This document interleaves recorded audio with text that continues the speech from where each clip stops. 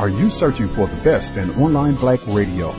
Then go to blacktalkradionetwork.com, helping you filter through the noise. Real talk, black talk.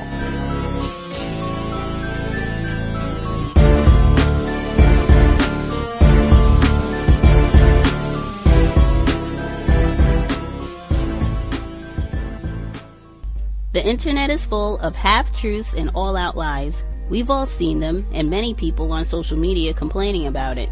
Here's your chance to show and prove. WorldAfropedia.com is a black-owned and operated encyclopedia. There are several thousand articles, but we need help. We can't uncover all the truth ourselves. So please, join us and become a writer, editor, or blogger for WorldAfropedia.com today. Every little bit counts. We owe it to the future generations to put the truth out there. Visit WorldAfropedia.com, the African-centered encyclopedia, a global database of African knowledge for the purpose of bringing about global African wisdom and understanding. WorldAfropedia.com. Shortage of white people lately. I ain't seen no white folks no more. Y'all stop fucking? Italy's birth rate is among the lowest in Europe. So the government launched a social media campaign encouraging people to have more children. Well, after just one day, it has gone viral, though not in the way that Italy had hoped. Christopher Livesey reports from Rome. Valentina Ognissanti works full-time for a travel company in Rome. She's 36, single, and doesn't have any kids yet. Yeah, I do want kids, but maybe trying to build a career that will help me to have a family. So she got a rude awakening when she opened Facebook and saw a meme that the health ministry is passing around. There's a picture of a woman holding up an hourglass and touching her belly. A caption in Italian reads, La bellezza non ha età, la fertilità sì. Beauty doesn't have an age, fertility has. This is pretty offensive, especially because of her smug expression she's got on her face. It's part of a government campaign to encourage parenthood in Italy. The health minister, Beatrice Lorenzin, is launching the country's first ever, quote, fertility day later this month. There are 12 promotional images, and they don't just target women. One shows a shriveled banana peel. The text reads, male fertility is much more vulnerable than you think. Countless imitation memes have followed. One features an old man saying, when I was your age, I had 3 kids, and I lost one testicle in the war. Hashtag fertility day. Patrizio Nisirio is an author and journalist at the Italian news agency ANSA. He says the campaign isn't just a misstep, it also brings back haunting memories of fascist dictator Benito Mussolini, who made child-rearing a question of national duty. And this campaign said fertility is a common good. Again, it kind of echoes that idea that, it's not your own business whether you have children or not, but it's like the nation's need, which is kind of stupid, frankly. But the government does have reason to worry. Last year, fewer babies were born in Italy than any time in history. Meanwhile, its population is both shrinking and living longer. That puts a heavy burden on the country's pension system. But critics argue the government should instead concentrate on improving the conditions for couples to have children, like offering the kind of generous maternity benefits seen in France and Germany. Even Italian Prime Minister Matteo Renzi seems to agree. He told Italian radio station RTL that young people have a hard time family planning when they often can't find steady work. He added, quote, none of my friends ever decided to have children after seeing an advertisement. For NPR News, I'm Christopher Livesey in Rome.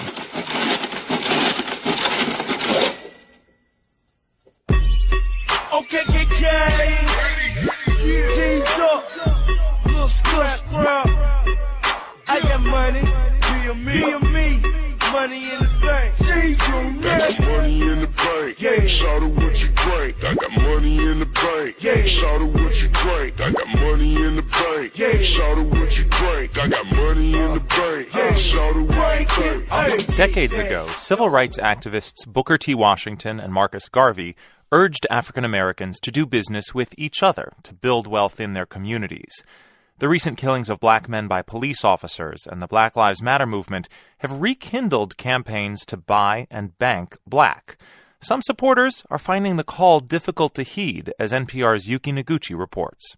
2 years ago, Camille H. decided to buy all her holiday gifts exclusively from Black-owned shops.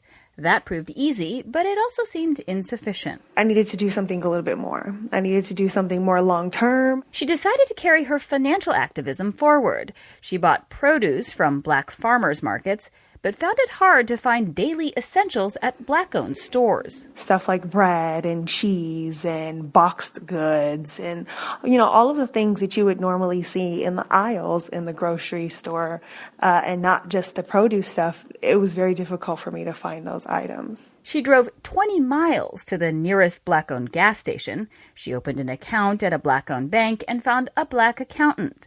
But searching for products manufactured by Black companies was hard. I did find a few things. I found a laundry detergent. I found toilet tissue. But then even when it came to buying these products, some stuff was only available online or really, really far away. H, who uses the letter as her surname, lives in Los Angeles.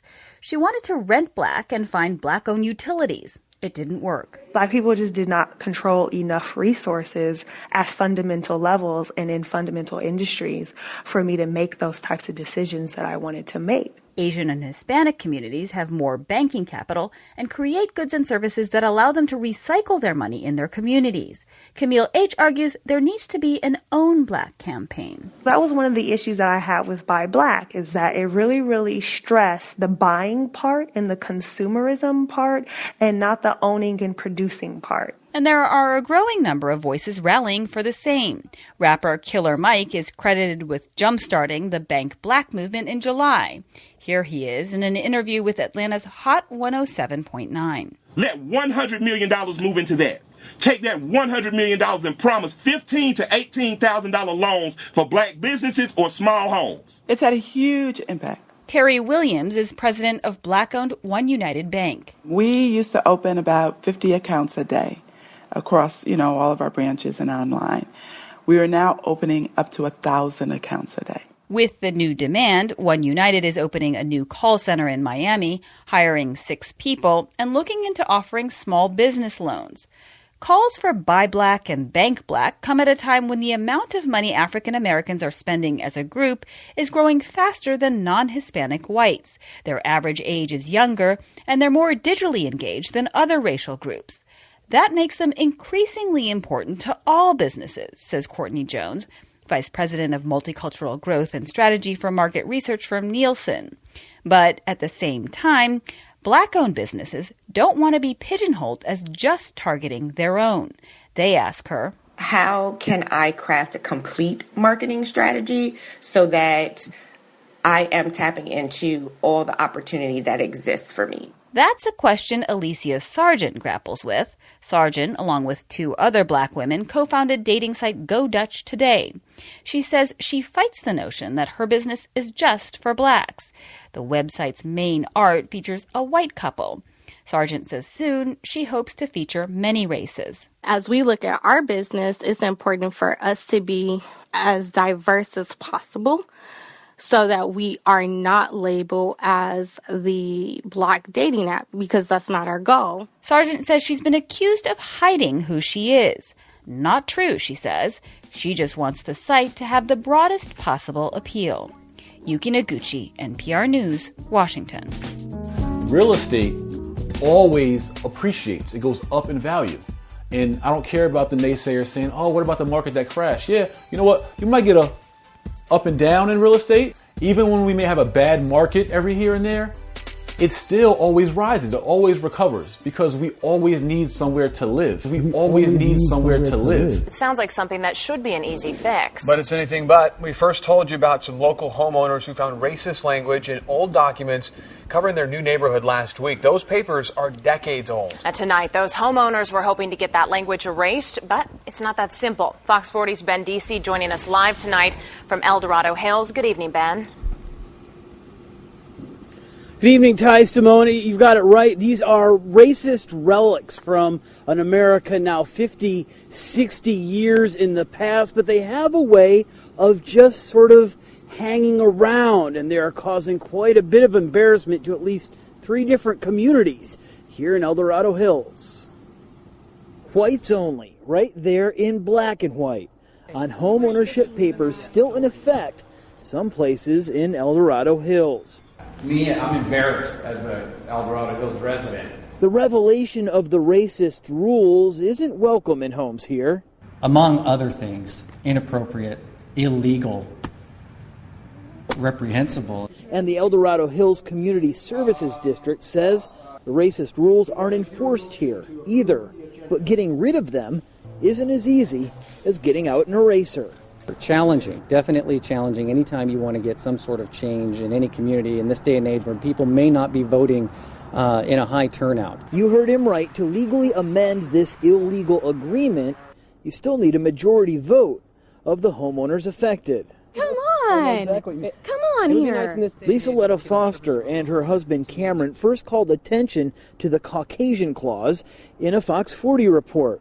Called attention to it and called for it to be stricken from their home ownership documents. They just learned tonight they'll have to get at least half of their 300 home-owning neighbors to sign off before the rules are changed. I actually have a lot of friends and family that have said, oh yeah, I'll petition with you, and they're not even living in El Dorado Hills. Sometimes people going door to door knocking works out great. Luckily for us, the media has helped out in this case in calling attention to this matter. It sounds unlikely, impossible perhaps, but the fact is clauses like this are in documents, home ownership documents all around the country, all around Northern California. In fact, there are a number of them in a number of communities in Sacramento. So if you are a homeowner, you may want to break out that banker's box full of documents and take a second look. You could very well have one of these types of clauses in your own paperwork. Reporting live from El Dorado Hills, Ben Deasy, Fox 40 News. All right, hope they can get that updated sooner rather than later, Ben. Thank you. But they have a way of just sort of hanging around, hanging. 2 years ago today, 17-year-old Lennon Lacey was found hanging from a swing set in a Bladenboro, North Carolina trailer park. Local and federal officials ruled the death of this African-American teenager a suicide. Race and Southern culture reporter Leonie Inge visited the Lacey family. They still believe Lennon Lacey was lynched. Claudia Lacey has a Sunday ritual. She begins Sunday mornings at First Baptist Church on Martin Luther King Jr. Street in Bladenboro, the church her family helped build. And I lean on my church family 100%. I wouldn't know what to do without them. I wouldn't. Bless your heart, baby. You know I love you. I know, Mama. Thank you. This was not a normal Sunday. Claudia Lacey's son, Lennon Lacey, would have turned 19 years old on Sunday, August 14th, if he were alive. Family members like Wilson Lacey fondly remember the teenager. He was a real quiet young fella. Didn't have a whole lot to say and real mannerly. But they also remember the days leading up to Lennon Lacey's death. Lennon Lacey, who is black, was in a messy public relationship with a white woman who was more than 10 years older. Bladenboro is small, only about 1,700 people. It's 72% white, and the median household income is only $20,000, less than half of what it is for the state. Word of Lennon Lacey's death traveled fast. Here is the 911 call. Blaine County Communications, Patty. Patty. Yeah. Sarah Benson, I need EMS. I have a man hanging from a swing set. Bladen Rental Properties, Highway 211. Patty, please tell me. Hold on just 1 minute, please. Hold on. Oh, God. Wilson Lacey says Lennon Lacey is likely dead because of race, and he doesn't know when they'll get justice. We have the situation with Emmett Till and situations like that sometimes it takes years for God to show the justice he wants to show. In 1955, Emmett Till, an African-American teenager, was brutally beaten and lynched in Mississippi for reportedly flirting with a white woman. There have been thousands of lynching deaths, mostly in the South, since the end of slavery to the 1950s. But the NAACP says just as disturbing are the more recent hanging deaths of black men, quickly ruled as suicides. North Carolina NAACP President, the Reverend William Barber, led a demonstration in Bladenboro a few months after Lennon Lacy's death. We don't want the FBI to be calm. No. We don't want you to be detached. We want you to hear his name in your sleep while you're driving. Lennon Lacy. Somebody say it. Lennon Lacy. This scene is part of the documentary film Always in Season, produced by filmmaker Jacqueline Olive. She examines the lingering impact of more than a century of lynching in the U.S.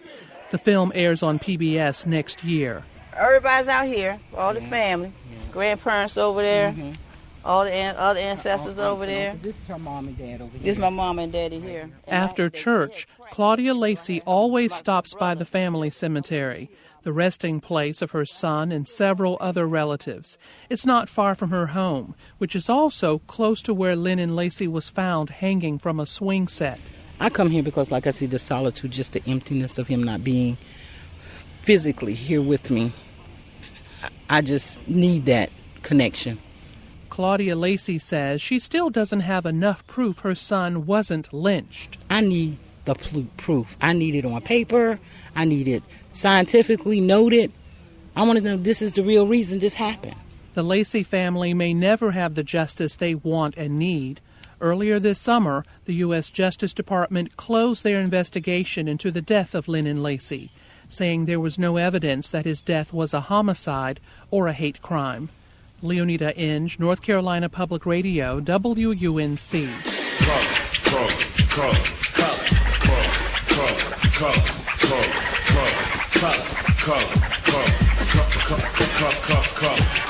I'm willing to die for my colors. Hear now this lyric from a man whose name adorns one of the most famous buildings in Washington, D.C., the Russell Senate Office Building, where mostly white men spoke to history in grand lyrics of the principles they held dear.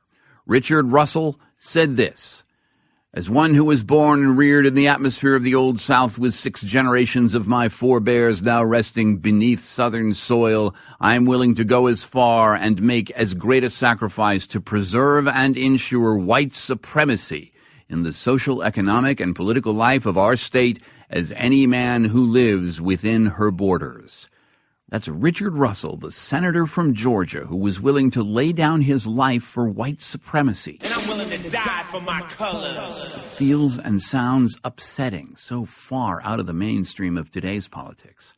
Coming from a man who quite legally and proudly, and under banner headlines in the leading newspapers of the day, filibustered a civil rights bill back in 1935, an anti-lynching bill. He spoke for 6 straight days to preserve the legality of hanging black people in public by their necks until they were dead, an act we would call terrorism today, called patriotism then.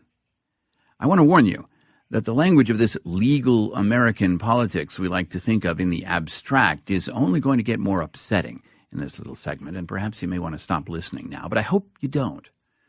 At precisely 8:54 p.m. on August 28, 1957, the longest continuous filibuster in U.S. history began as a final stand against a tide of history that was overwhelming the forces of racism and white supremacy that dominated the South and the Southern lawmakers in the U.S. Congress. The Southern revolt against President Truman reaches its climax at Birmingham under the states' rights banner. Venerable Alfalfa Bill Murray comes out of retirement to join in the protest against the president's civil rights program. More than 6,000 flock to the Rump Convention to select the presidential ticket. In the forefront of the move are Alabama and Mississippi delegates. 13 southern states are represented in the uproarious session which precedes the nomination of Governors Thurmond of South Carolina and Fielding Wright of Mississippi as party standard bearers. A decade before Strom Thurmond's filibuster in 1957, Southern state separatist leaders had revolted in opposition to President Truman's civil rights platform. Democrats dubbed themselves Dixiecrats and spoke about taking back their country. that was being turned into an unrecognizable dictatorship. Here's Democrat Strom Thurmond speaking back then like a member of the Republican faction we would call the Tea Party today. It simply means that it's another effort on the part of the president to dominate the country by force and to put into effect these uncalled for and these damnable proposals he has recommended under the guise of so-called civil rights. And I tell you, the American people from one side or the other had better wake up and oppose such a program. And if they don't, the next thing will be a totalitarian state in these United States. But this language you're about to hear, you won't hear from the Tea Party today, even though it was legal, permissible, newsworthy, and part of the so-called racial debate back in the 1950s and 60s. There's not enough troops in the army to force the Southern people to break down segregation and admit the Negro race into our theaters, into our swimming pools, into our homes, and into our churches. Listen to that. Admit the nigger race into our theaters, swimming pools, into our homes, and into our churches. End quote. My God, that is upsetting to say. And I grew up at a time when people around me said it all the time.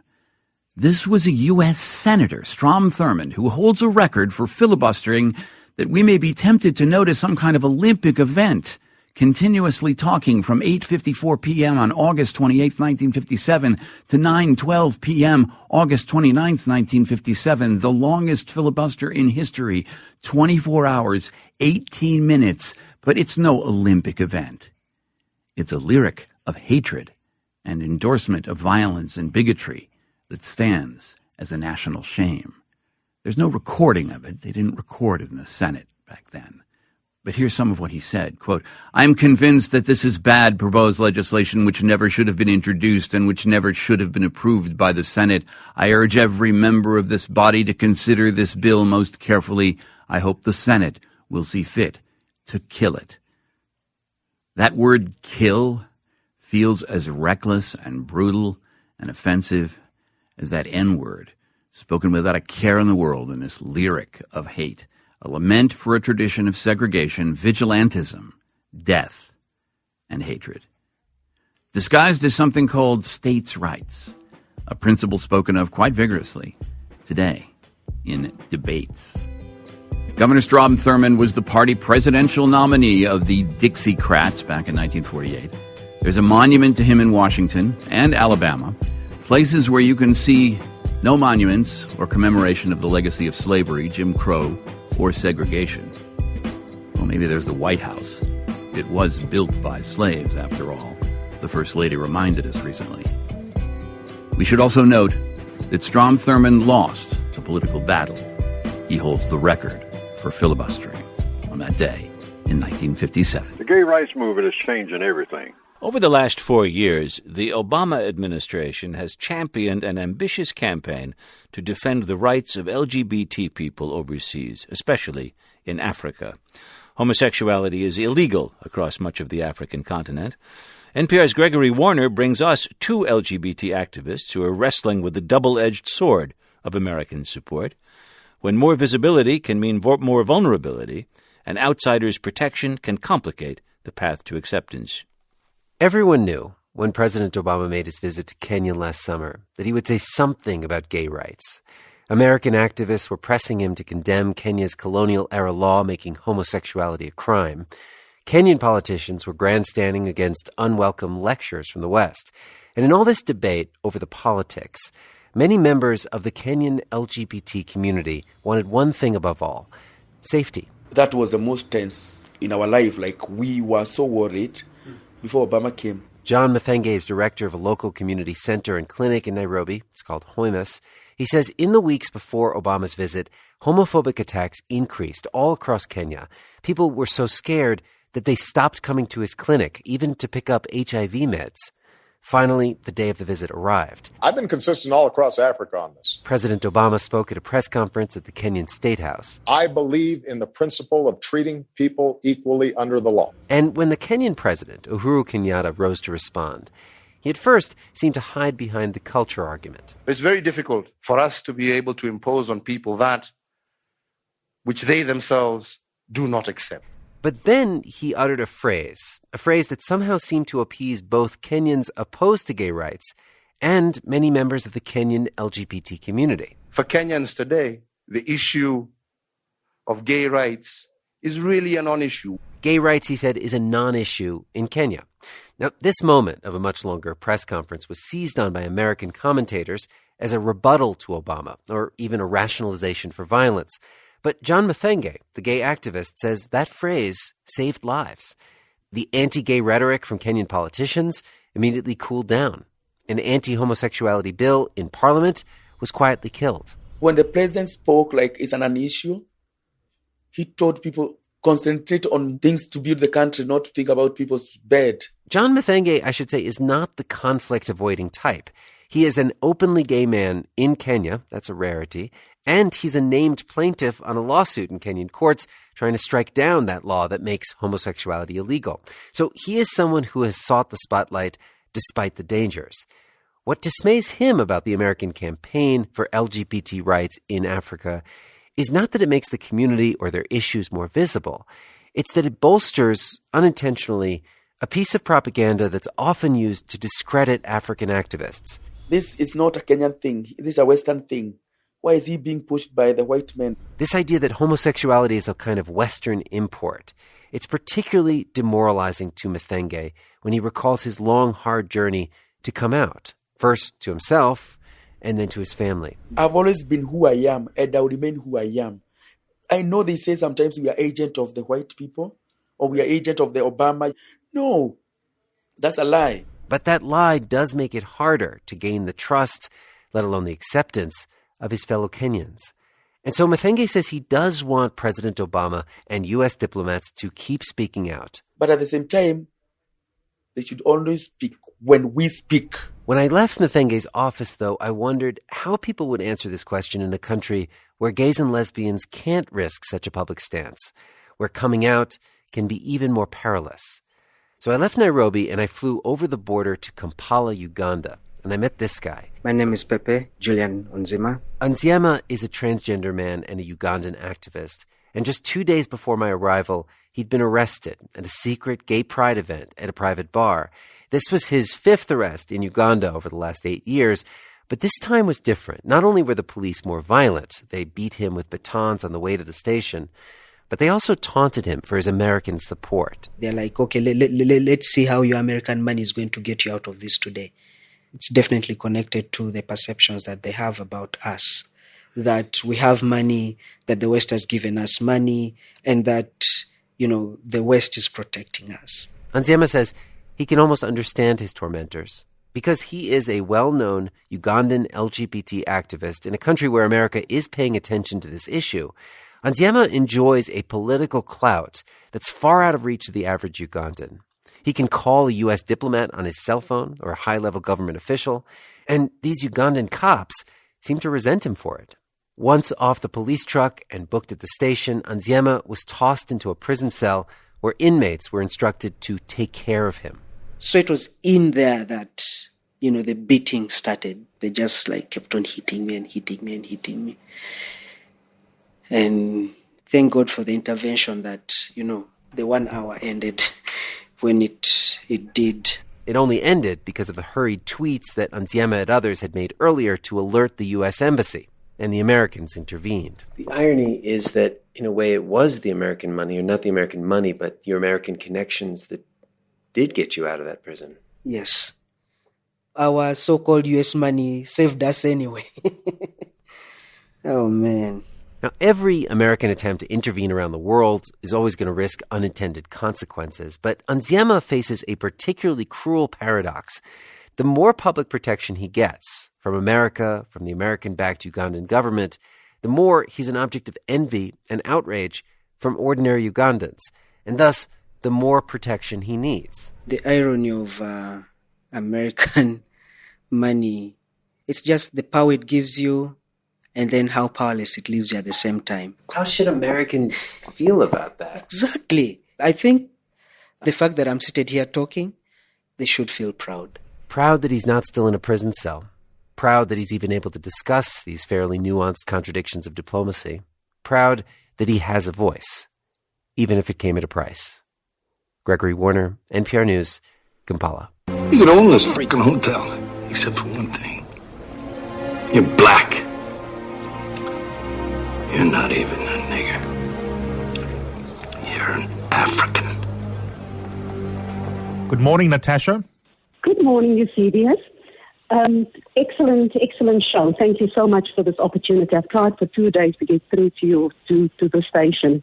I just had this burning desire to share with you my little story. Please do. Thank you. And yes, I was one of those parents that really needed to get my kids into a good school. And fortunately enough for me, I was able to send my kids to private schools. And this is the story that I would love to share with you.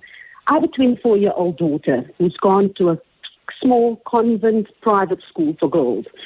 And I called her when the story broke, and I said to her, did you hear about Pretoria girls? Did you hear? Apparently, girls are not allowed to speak their languages in the corridors. Girls are forced to relax their hair. But boy, oh boy, Eusebius, when I mentioned that, I opened up a whole can of worms. This girl was ready to engage with me. She said to me, but Mom, this is what happened at my school. I said, what? She says, yes, girls were not allowed to speak their languages on the school premises. And I said to her, really? During my time? And, I can't believe this happened on my clock. She says, yes, Mom. The thing is, she said, the thing is because white people made us to believe, and they brainwashed us to believe that the perfect English is the only thing that was acceptable. The straight hair was the only thing that was acceptable. And we actually we had blinkers on. We didn't even realize that it was wrong until, this is what my daughter was saying. She says, Mom, you were one of those people that were brainwashed, and so were we when we were at school. She said, until I went to university, and I walked in there with my chip on my shoulder, thinking that because I speak a better English with a better accent, I was better than everybody else over there. She said, and that's when I started asking myself these very difficult questions. But am I? And she started debating these things with herself. Eusebius, I was knocked over. I didn't even realize that my daughter gave this discussion such deep thought. I thought when I called her, she was going to say, yeah, Mom, these are just a bunch of girls that want to make their fashion statement, and then I should sit down, and this is discipline. I thought that would be her reaction to it. This girl knocked me over, and Eusebius, I sat down and I thought, wow. This cannot be happening in our schools. This is more than just hair. She actually mentioned to me, she said to me, Mom, remember when I was a prefect? She says, one of my very good friends, and I know this girl, she said to me, Mom, this girl came to me and said, Lindsay, I am so upset. I am so deeply hurt. And she said to this girl, why? Why? Talk to me. And this girl said, because teachers just had a good laugh. Somebody said, black people can't say 7. They say 7, and everybody started laughing and made fun of it. And I was so deeply, deeply hurt. And I think, Eusebius, these are the kind of things that white people don't realize that we have to deal with every day, whether it happens in the workplace, whether it happens in the schools, whether it happens on the sport grounds. And I think, Eusebius, also there is this perception that if there's a nice a number of black representation, there cannot be racism. But we forget that who runs these institutions. We are forgetting who are at the heart and the cold face of these institutions. And the policies still exist that was there 20 years ago. And people say, get on with it. Get on with it. This baby's now 20 years old. This baby can now think for himself. This baby should now not sit in a corner and cry racism. But we haven't had these discussions with this baby. We haven't. Natasha, can I ask you this question? I mean, your call is beautiful, it's painful, it's profound, it's reflective, and so much more and other adjectives. How do you feel as a parent when you invested in your child's education in a private school, no doubt expensive, elite, and you hope that you've done the right thing to do so, and then you find out when your child is an adult that actually there were forms of institutional violence that you were unaware as a parent they might have experienced silently.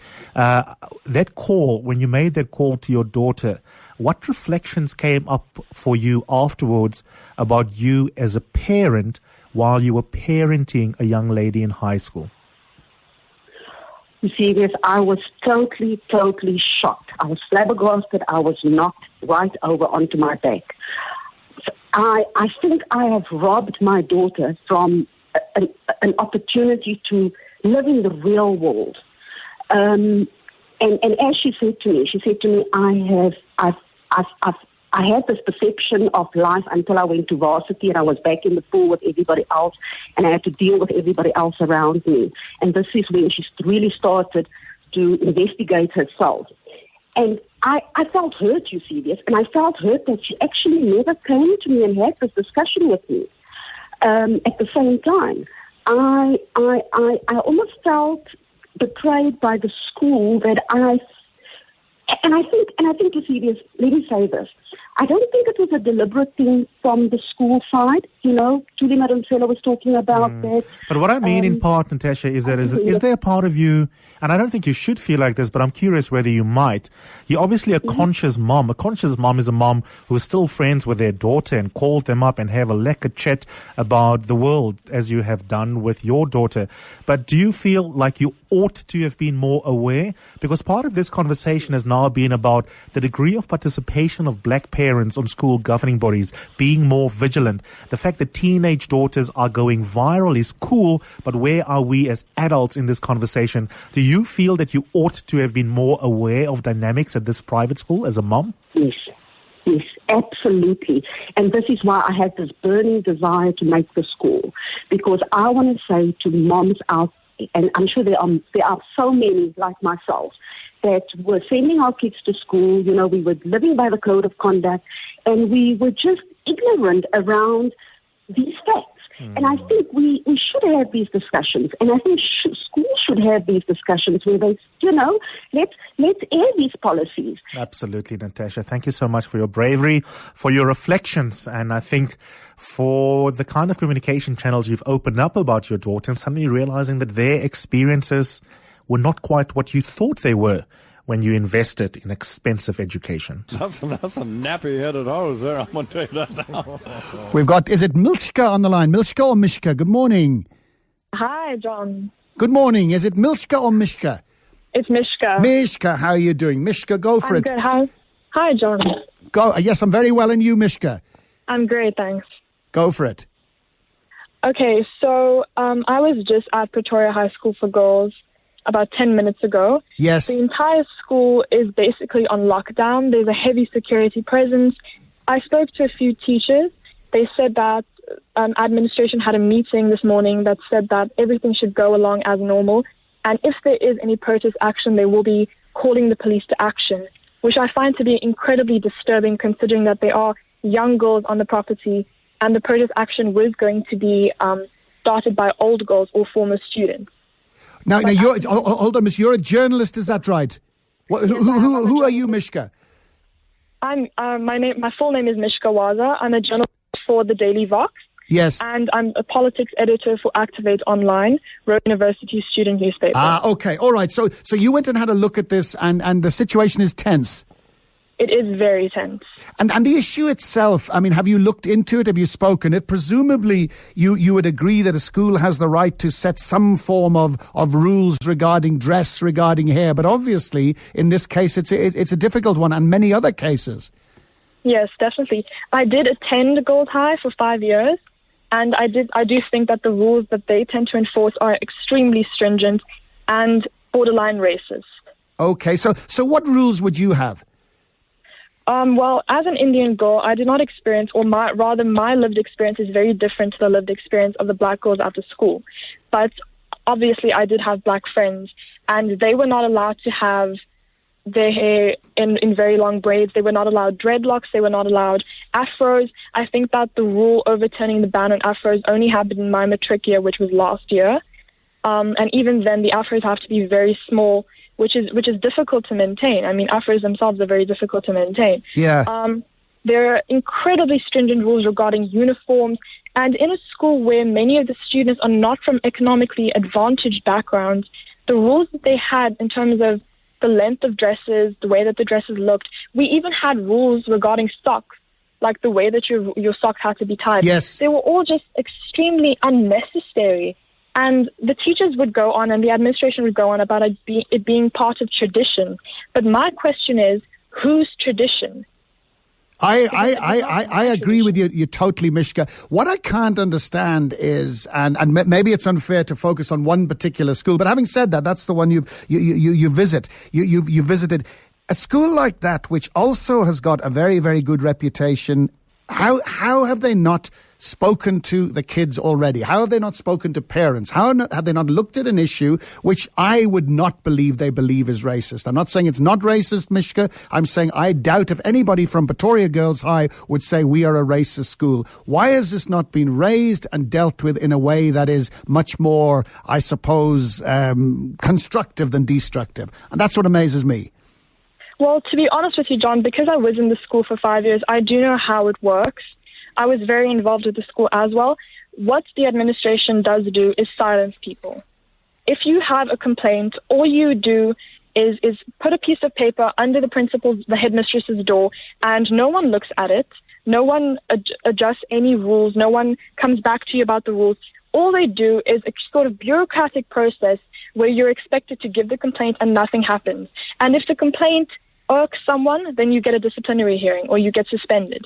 The rules there are just, they literally just make no sense, I think, for an adolescent But Mishka, girl. all of us in school think the rules make no sense. All of us think we know more than the teachers do. You've got to have a boundary line somewhere, because there is an element of discipline. There is an element of youthful exuberance that maybe can cross lines. Surely you accept that.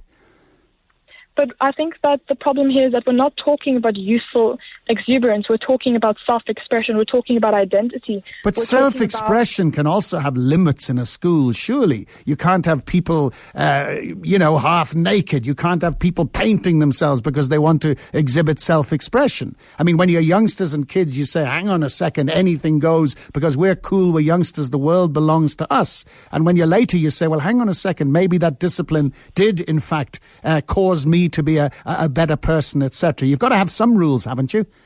I hear you, but the problem here is that the self-expression we're talking about is not painting or doing anything weird to your hair. The self-expression here is about basic cultural identity, the way that you wear your hair, the types of cultural and religious ornaments that you're allowed to wear. Where would you draw the line on braids? Or would you? Can people, I mean, I would not draw the line on braids because I'm not a black girl. I'm not a black woman. I have no right to talk about black women's hair. But I've seen braids that look fantastic, and I've seen braids which are so incredibly over the top that they are showbiz things with hair all over the place. I can't use the correct terms, etc. Would you say anything goes there, Mishka? John, sorry. John, I think that the problem here is that you're a white man and you really don't have any right to comment on black women's braids, and neither do I. And I think that if black girls wish to express themselves, the thing is, I have no right to. I thought I had a right when there's freedom of speech to comment on anything. No, that's not how freedom of speech works.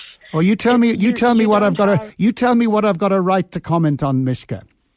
You really don't have the right to comment on the very specific lived experiences of marginalized and depressed groups in the country. Then I don't have the right to comment on virtually anything.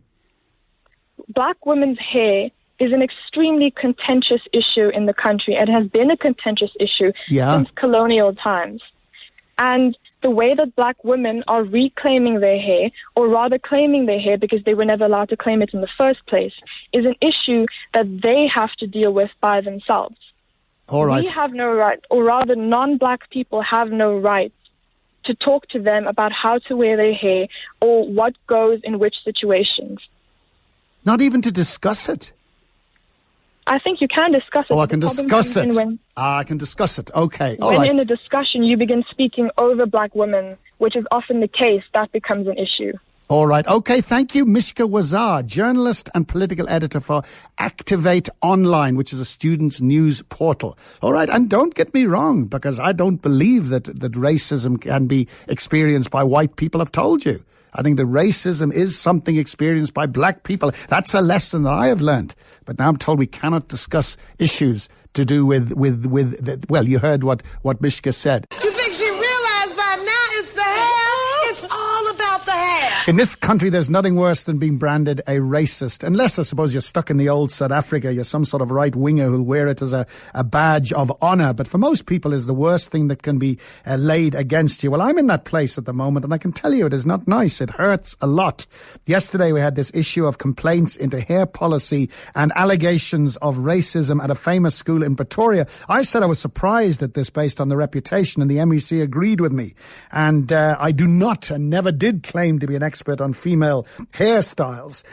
So we put on a journalist and blogger who called in to explain it, and I did my job and I questioned her, and I was told I had no right to comment on the issue, and neither did she, as she's a South African of Indian descent. Well, I disagreed with this, and I still disagree, because I think there is freedom of speech in this country. In the old days, I spoke about racism against racism on 702 since I've been on 702, and I was threatened and abused by white people for doing it. And the point is that the thing that seems to have got most people upset and abusive is the term I used, showbiz. For some reason, I used that term, and I was referring to hairstyles I have seen with multicolours and, to me, unusual shapes and sizes. And I said I battled to describe it. I'm not an expert. And the scariest thing about Twitter is that from the comments, the vast majority of people did not hear the interview, have not heard the show, but have labelled me a racist and threatened all sorts of things. Well, I'm telling you it hurts, and I'm not going to pretend it doesn't. And if I am racist, then I'm very, very concerned, and I apologise for it, but I still do not understand the issue at stake here. In this case, based on what I said, and it concerns me very, very deeply, so please tell me so I can change my ways, and I'm being dead serious about that. Let's see what we can learn.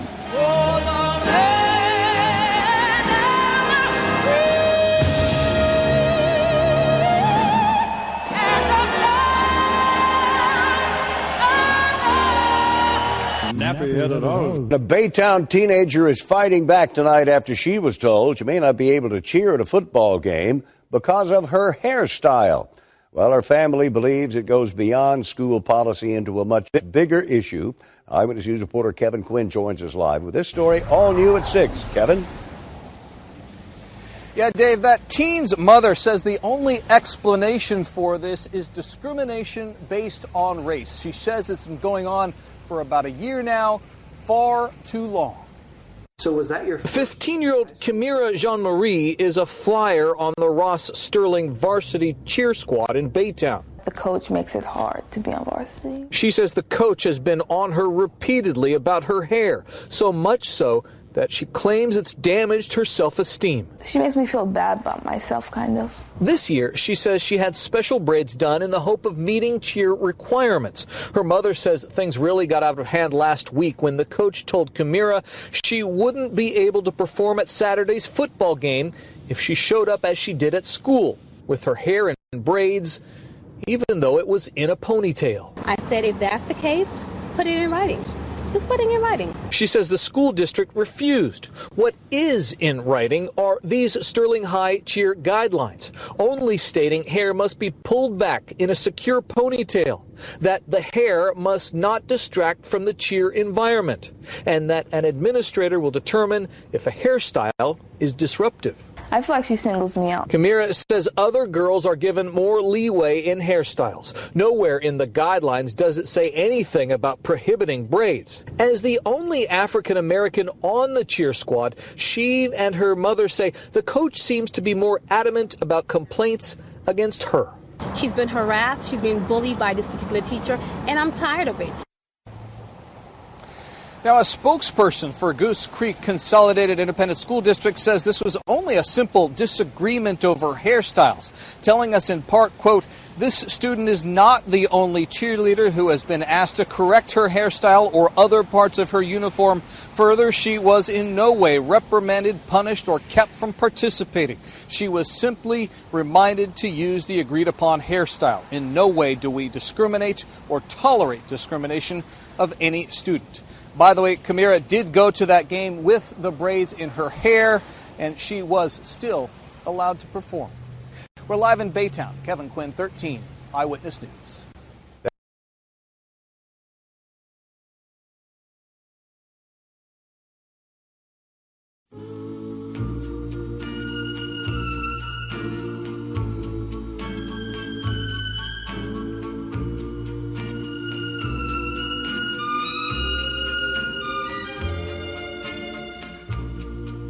I'm sorry, so sorry. The prestigious Georgetown University announced today a formal apology to the families of the slaves sold to keep the school afloat. If you're not familiar, the school made a fair amount of money on the backs of slaves owned by Jesuits who created the institution. And in 1838, 272 slaves were sold to pay off school debts. Once the story became public a little while back, the school's president put together a task force to study what they should do. And all that they came up with was saying sorry, a few other topical changes to the curriculum and campus buildings, and legacy status and admissions for descendants of said slaves. But no money. No financial aid preference or scholarship packages for the families of those sold. After all that, a 100-plus page report and 20 really smart people taking weeks to figure something out, still no cash. Slaves worked for free. Georgetown University made money off slaves. Yet their solution? Keep the money. Think about that. I'm Clayton Yates, and that's my take. So sorry. Remember,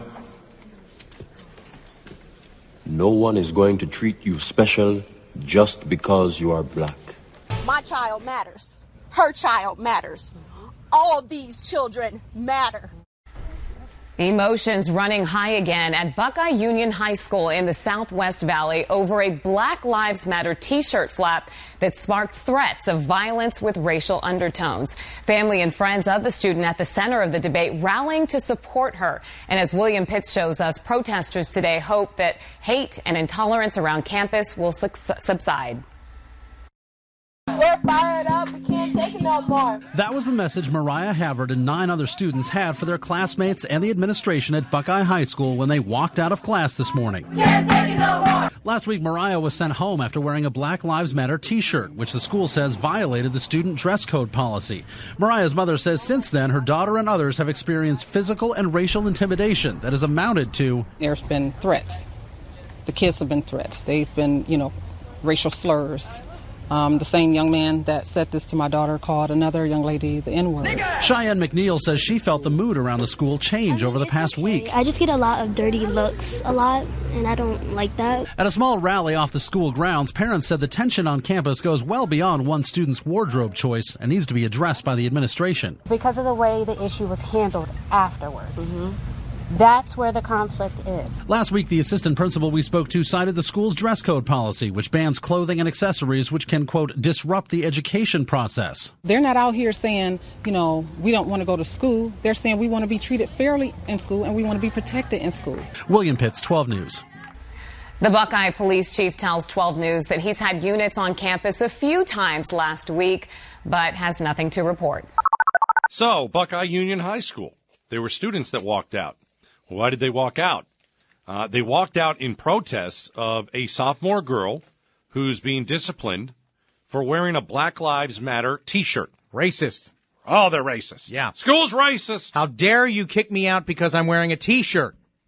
They probably, and then 10 students followed and said they feel it's racist and we're going to leave school. Okay. I wonder how their parents feel about that. Probably not too good. You know what? You can't wear whatever you want to school. I mean, that's really it. You want to talk about having rights. Well, you really, as a kid, you don't have a whole lot of rights when it comes to going to a school. If you wear a Black Lives Matter T-shirt, if you wear a T-shirt that has maybe suggestive language on it or foul language or pro-Trump. Political message. Pro-Hillary. Yeah. You know, anything that's kind of controversial, and I put Black Lives Matter right under controversial. Anything controversial that causes a distraction in the school. You're which going to be asked. Black Lives Matter would seem to be. Yeah, you're going to be asked to leave. It's not like you're walking in a Diamondbacks T-shirt. Okay, it's not your school. I mean, if you walk in a Cardinals shirt, that's not. You know, if you walk in a blank the Cardinals shirt, that's something different. Right. Okay. So I don't think this is a racial thing. From everything that I, read, and we made some phone calls about this story. But the students are taking it as though they're saying it is racism or some kind of bigotry because they're not allowed to wear the shirt, and then they go back to, their First Amendment rights. Look, again, it says a lot that kids growing up these days don't understand what truly is bigotry and racism. Because it does exist. It still exists. But and some kids get it. I mean, but they're not the ones marching out on this because of a T-shirt. That's the part that really, if I'm a high school teacher, I don't know what to say to these kids because they feel that they have every right to be indignant. They feel as though they have been wronged when actually all it is their rules. You have to have rules. And one of the rules is no distracting T-shirts or apparel. So this is under the umbrella of distraction. When this girl was sent home, there were racist comments posted on Facebook about her actions. That's pretty horrific. And I hope the school looks and finds out who the kids are that are posting racist things. Because you need a big stop and chat. You need an auditorium. Absolutely. You need the kids to sit down, and you've got to now have a talk. Because you know what? It's one thing to wear a Black Lives Matter T-shirt to school and get sent home for it. It's a totally another thing if you see that kid in a Black Lives Matter T-shirt and you start calling her names. Right. That's wrong. Absolutely. I'ma put you on game for the names that don't know they're rookie. Instagram is the best way to promote some. It's become a real question now that people often use real-time connections like Facebook Live to record and stream standoffs with law enforcement. When and whether should police be able to pull the plug on your social media? NPR's Martin Custy has been looking into it. People are talking about this right now because of the case of a woman named Corinne Gaines, who was shot and killed earlier this month by police in Baltimore County, Maryland. Before she was shot, there was a standoff with the cops outside her apartment trying to get her to surrender. And during those hours, she was online. This is one of the videos that she posted on Instagram, where she's talking about the standoff with her 5-year-old son. What's happening right now? Who's outside? The police. What are they trying to do? They trying to kill us. What's got people's attention here is the fact that during the standoff, the police got Instagram's parent company, Facebook, to suspend her account. They say they did this because her social media connection was making the standoff worse. It was distracting her from negotiations, and some of her online followers were telling her not to give up. In some cases, the person is looking for an audience. Police tactics expert Sid Hale says outside communications can complicate a standoff, a problem that was easier to fix in the old days. Usually we would surround the house and then call the guy on his own phone, say, come on out. And that it prevented him from talking to anybody else as long as we just kept the line open. And if it got really bad, we just literally cut the wire at the house. These days, the police can use a special web page provided by the social media company where they can make an emergency request to take down somebody's account. For cops, this is no different than the old practice of cutting a phone line. But to Rashad Robinson, it is different. He runs Color of Change, an online racial justice organization. And he says live social media are much more than just a line of communication. As the movement around police accountability has grown, it's been fueled by video evidence, the type of video that gives us a real insight into what's happening and creates the narrative and builds the narrative for people to understand. He says imagine if police in Minnesota had blocked the Facebook Live video of the aftermath of the police shooting of Philando Castile earlier this summer. There wouldn't have been nearly the same kind of public reaction. And in fact, that video did disappear for a while. Facebook blamed a technical glitch. Robinson says tech companies need to establish clear principles for when and how they let the police take people offline. Facebook and these other platforms have to decide what they're going to be. Are they the phone company or are they a news agency? And they can't sort of pick and choose depending on sort of the time of day. His group and a long list of others have sent Facebook a letter demanding an explanation of the Corinne Gaines takedown and clearer rules for the future. Facebook says it does have clear rules. It responds to emergency requests from the police when there's a risk of death or serious injury or imminent harm to a child. But the company won't discuss specific cases, and activists say it's leaving itself a lot of gray area where it can judge cases as it sees fit. Meanwhile, live social media, especially video, just keeps getting more important to civic life. Kate Klonick studies this at Yale Law School. What's really interesting, I guess, about the live video feed is how quickly people are going to feel entitled to it and like it's part of their civic rights.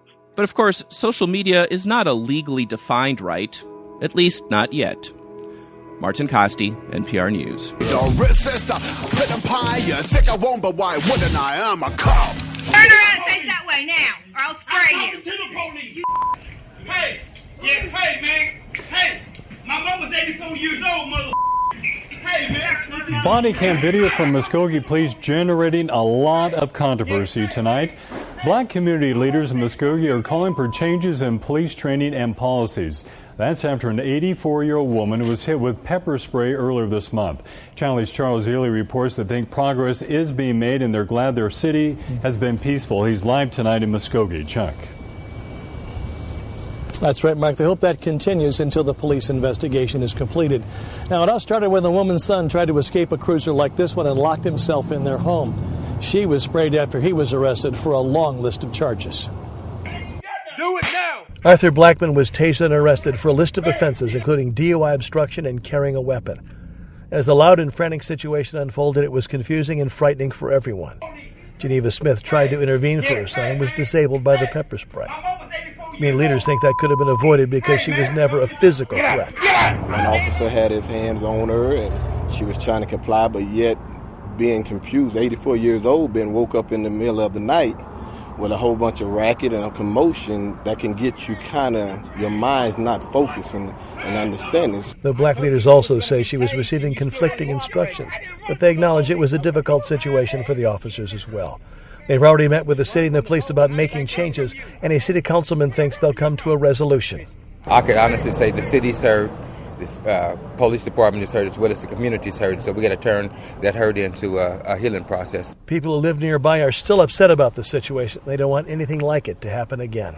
To pepper spray an 84-year-old lady, there's nothing that she can do to harm you without any type of weapon in her hand or anything. There's nothing that she can do to harm anybody. Now, fortunately, it's clear from my discussions with everyone here that Muskogee wants to be a model for solving these kinds of problems, and everyone is willing to talk about it at length. Live in Muskogee, Charles Ely. I've seen what's around the corner. I've seen what's over the horizon. And I promise you, you niggas have nothing to celebrate. And no, I won't get there with you. I'm going to Canada. Another racist incident on Edmonton streets is generating a flurry of reaction. An Edmonton man was filming a commercial about downtown when someone called him the N-word from a car.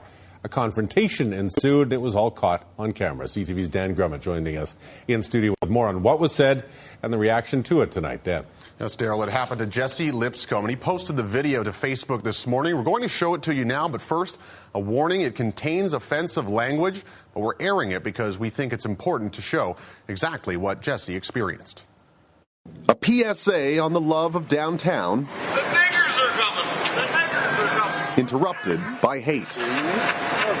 Jesse Lipscomb reacts by approaching the car. You know, I opened the door, and I really didn't want to be aggressive. I literally opened the door. But I opened the door, and I wanted to get down to said level. I just wanted him to say it to my face. Words are exchanged and denied. Obviously, they weren't in the mood to talk about it. Side note, the car definitely smelled like booze. The passenger slams the door. And the car drives away, but not without a parting shot. You know, I love downtown Edmonton. I love our city, but it's a real thing, and I'm really happy we caught it on camera. Jesse's since posted the video online for two reasons. Public shaming, he says it was this guy, and awareness. Let's not be quiet about it. Let's actually put fuel in it so that people are aware and sensitive to the fact that life is different when you have a different hue of skin. Jesse's experience might be more surprising if it weren't for a similar incident just last month. Cyclist Bashir Muhammad was also called the N-word during a road rage incident. It's not okay, and I think what's happening now is things are getting caught on camera. I'm becoming more sensitive to other people's issues where I don't just let them slide. Ideally, that's what this video is for. Phil Fraser is the former head of the Alberta Human Rights Commission. He wasn't available to meet us in person today, but would like to see the commission investigate. Tell people who these people are and what they're up to, and you'll find that they'll pretty soon run for the hills. Jesse says he'll consider filing a formal complaint, but what he wants is a conversation, because for him, the only justice is one that snuffs out incidents like these. It could be as weird as seeing people walking down the street in Klan outfits. I want to make it as obscure as that. Now, Jesse says he won't report this to police, although the chief said today he's aware of the video.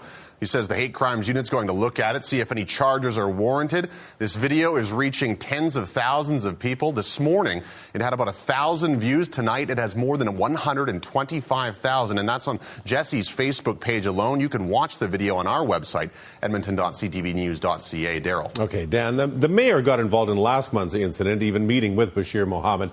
Has he commented on this video?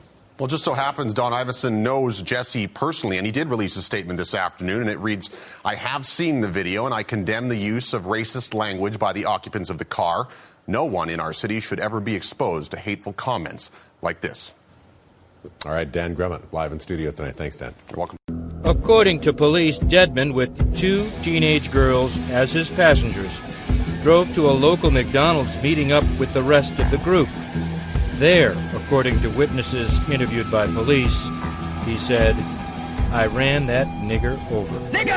I believe in an eye for an eye.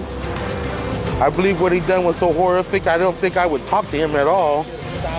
A dad's anguish after his son is killed. Police say this man, Russell Courtier, intentionally ran over the black teen last month. Thank you for joining us. I'm Lincoln Graves. And I'm Valerie Hurst. Steve and Deb are off tonight. K2's Reed Andrews is live in Gresham. Reed, Courtier has a lengthy record and is a suspected white supremacist. What's stopping police from charging him with a hate crime in this case? Well, Valerie, investigators can't prove that the victim was targeted and killed because he was black and not because he got into an argument with a man who is an admitted white supremacist. This right here just filled with all the disciplinary action that man got while he was in prison. And it started with an argument here on East Burnside when the suspect was just charging his cell phone outside a store. Larnell Bruce holds 2 photos of his son, Larnell Bruce Jr. It's been less than 3 weeks since the 19-year-old died after police say he was intentionally run over on East Burnside in Gresham. I still keep waiting for him to come home. That's probably the hardest part. Larnell Jr. got in an argument last month with this man, Russell Courtier. Records show that while in prison, Courtier admitted to guards that he was a white supremacist. It's disturbing that race in 2016 is still an issue. Witnesses told police Bruce and Courtier got in an argument. Bruce pulled out a weapon to end the fight and then walked away. We've been working on him trying to learn to deal with his anger and to learn how to walk away from things instead of letting them escalate. Yeah. So I was pretty proud to find out that he decided to try to walk away. While Bruce cooled off, police say Courtier didn't. Investigators say Courtier got in his Jeep along with his girlfriend and intentionally ran over the teenager. I just felt in my heart that my son was, regardless whether it was over his anger or over his white pride, he killed my son, bottom line. And I feel like it's a hate crime. Gresham police say they can't prove this is a hate crime. And for now, Courtier is charged with murder. That pains the teen's father, who feels the suspect deserves more punishment. My faith says that the Lord will forgive him. I don't have to forgive him until the Lord's taken him. So I don't forgive him until he's dead. That's what I want to see, him dead. There's a vigil tonight at the Rosewood Initiative. That's 161st in Southeast Stark. It is for Larnell Bruce Jr., and it starts in a little less than an hour at 7 o'clock. Live in Gresham, Night, Reed Andrews, K2 News. All right, Reed, thank you. You've been charged with 1 count of murder, sir. Murder is the most serious charge he's ever faced, but not the first. 29-year-old Matthew Desha has a history with police in North Ridgeville, where he lives in this Pine Ridge mobile home. When his car rolled over, maybe that brought back things from the service. Put him like back in that war mode or something. I don't know why he did that. Because like I say, the good heart, always respected me. I was starting to love him like a son. Everybody we met. Friend Kathleen Salvatore says the Marine veteran suffered from post-traumatic stress disorder after serving in Iraq. And in just the last few weeks, quit his job and seemed depressed. He wasn't taking his meds. I don't think he was getting the right help. She also knows he has guns. Salvatore says she took this picture of Desha with a loaded handgun on July 4th, 2011, an incident that resulted in a charge of using a weapon while intoxicated. And the gun's like, he's got it down like this, and then I'm taking other pictures of him with the cat. And of course, some neighbor, just had to go and say, oh, he's pointing a gun at her, he's mad at her, and it was not true. But just 2 months earlier, a warning on this North Ridgeville police report noting Desha, quote, suffers from PTSD, sleeps on the couch with a loaded weapon. 2 officers should respond to the address for any incident, and there are several other weapons in the house. He'd get real nervous all the time thinking people were after him, and I think that's why he carried that assault rifle with him. North Ridgeville police last dealt with Desha in a 2013 road rage incident. Police say a caller reported Desha slammed on his brakes on Center Ridge Road, then got out and yelled at the man. No one was charged. Said a couple times that people would be tailgating him like they do in New York, and so he would slam on the brakes and walk to the car. Now he faces up to life in prison after another confrontation, this time leaving an innocent woman dead. There was a well-documented history in this country that if the shooter is a Muslim, he's a terrorist. If he's black, he's a thug. And if he's white, he has struggled for years with drug addiction, PSD, and other mental health issues. We are challenging this attitude. We feel that this was a racial or hate crime in many ways, because why did this young man come from far west side to the far east side? And why was this black unarmed woman who had her hands up shot point blank several times with him by a semi-automatic military style rifle? We want to know why he did not shoot the other people and why he did not shoot those that came, these first responders that came as well. So we are well aware of PTSD and its existence, but the fact remains that the only person that was a victim in this tragedy is Miss Pearl. We would like to make sure that the transparency is obvious through this investigation. We are deeply disturbed at any time when a rifle-toting person, individual, can execute any person, but a black person in particular, on her way to work and have it neatly disposed of as a bad day. Mr. Desha murdered Mrs. Pearl in a violent, cruel, thoughtless way, and we are here to show full support and solidarity for this family and our community. Context of white supremacy. Gus T. Renegade in for another broadcast, hopefully to share constructive information on the system of white supremacy. Today's date, Saturday, September 3rd, 2016. So I have been told. Compensatory call-in. Feel free. Dial in if you have commentary, observations you would like to share. The number to dial, 641-715-3640. The code is 564-943#. Press star 6 if you would like to participate. Number again, 641-715-3640. The code is 564-943#. Press star 6 if you would like to participate. You can follow us on Twitter at Until Justice. Certainly we are on Facebook as well. You can retweet. Simple thing you can do. Get the content out to other potential non-white listeners. Retweet. Link for the program on Twitter, again, at Until Justice. Or you can do the same on Facebook. Use whatever social media platforms you have to let other victims of racism know about the context of white supremacy if you think that would be beneficial. couple quick things before we get to folks who dialed in. Number one, we have some of our listeners are going to be visiting the New York area coming up soon. I know we have a substantial number of CALS listeners in the New York City area, not other parts of the state, New York City specifically.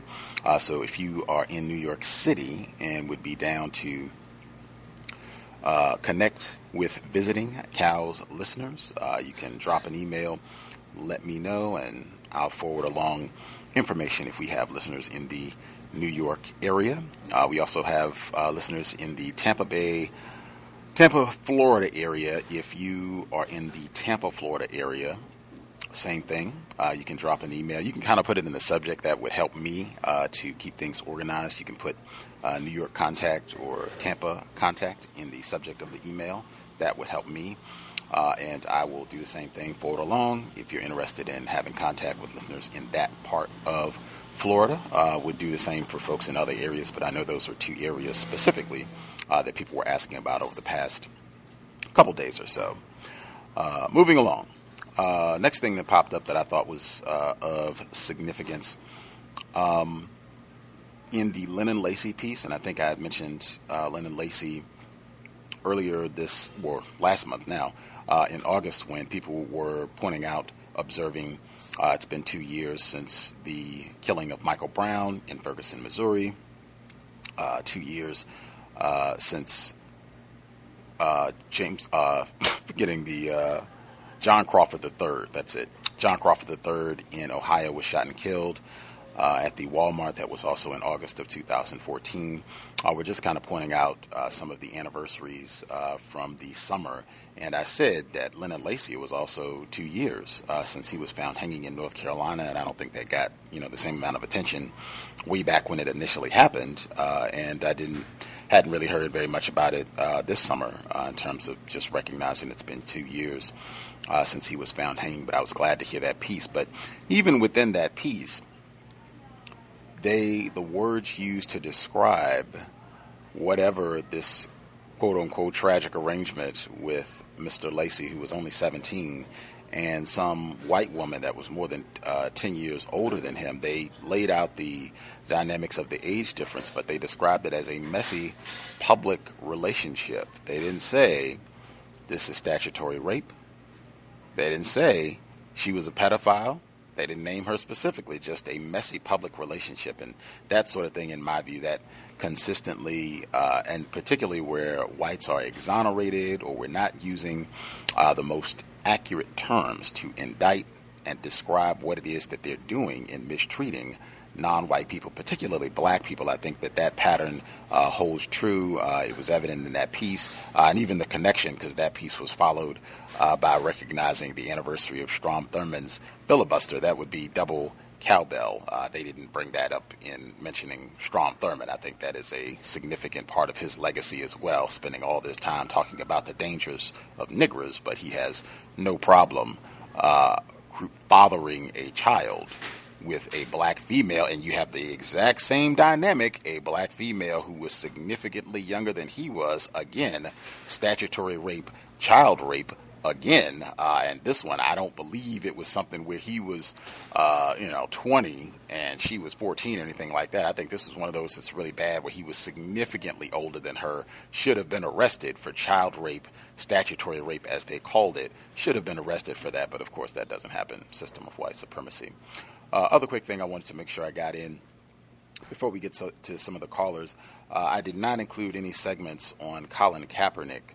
I had many to pick from. White people talking about it, black people talking about it, Bill Rhoden talking about it. There were tons of them over the week. I took the position that people had probably already heard quite a bit about that, so there was no need to just to continue to belabor that point. I'm sure there will be more said about that in the coming days. And I thought that there were many other things that happened that were more important than that during the course of the week. However, if there is one thing that I was going to say about that, I would just restate what Jackie Robinson said in his autobiography. I said this on Facebook as well. It's been my experience that frequently particularly if it's a black athlete that's going to be chastised, admonished for how she responds to racism.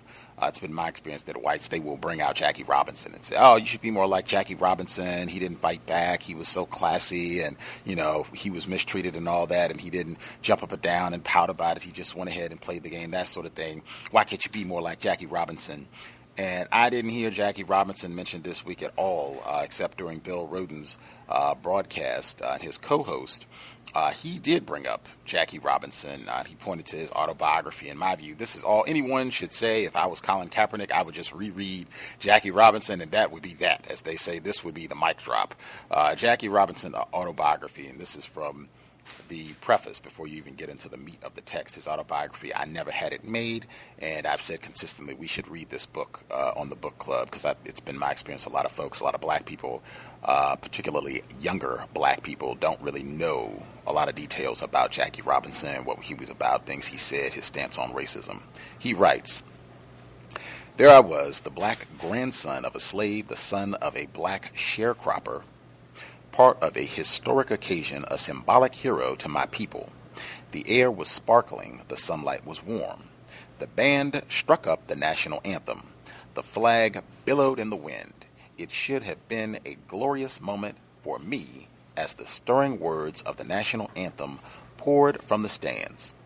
Perhaps it was, but then again, perhaps the anthem could be called the theme song for a drama called The Noble Experiment. Today, as I look back on that opening game of my first World Series, I must tell you that it was Mr. Ricky's drama and that I was only a principal actor. As I write this 20 years later, I cannot stand and sing the national anthem. I cannot salute the flag. I know that I am a black man in a white world. In 1972, in 1947, at my birth in 1919, I know that I never had it made. Stanford for Connecticut, 1972, when he wrote this Jackie Robinson, and I would add in, put some respect on Jackie Robinson's name, because I consistently hear people begrudge and talk bad about Jackie Robinson. These would be other victims of racism, black people who describe him as a sellout or being the white man's Negro, this sort of thing. Even there was a lot of that during the 60s when he was doing civil rights work and what have you.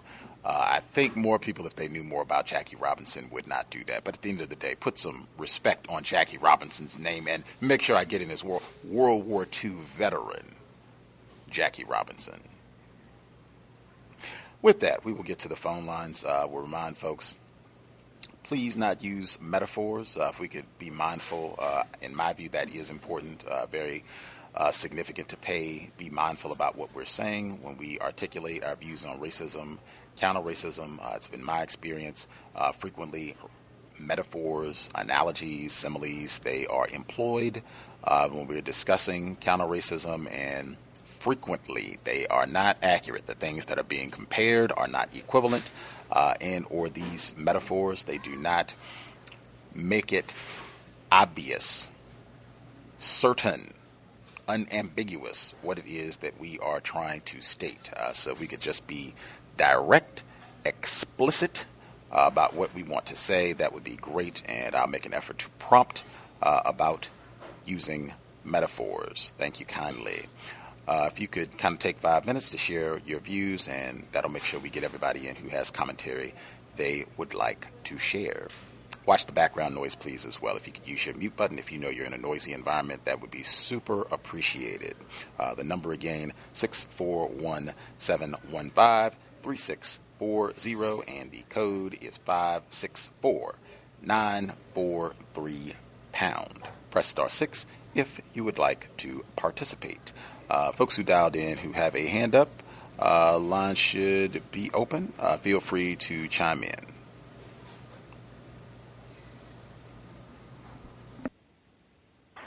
Can I be heard? Yes, sir. Good evening, Gus. Good evening to all the callers. Thomas Smith in New York. First, I wanted to just make a short comment on the political theater, Trump and Hillary. I think this is probably one of the most entertaining things ever. I never seen a white man called a racist so much ever in my life. It's by design. But this week, he called Hillary a bigot. And he challenged her 35-year record in politics, saying she, did nothing but took black votes for granted, and she did nothing for you in 35 years. It's totally hilarious. I just love it. Promoting white life in Italy.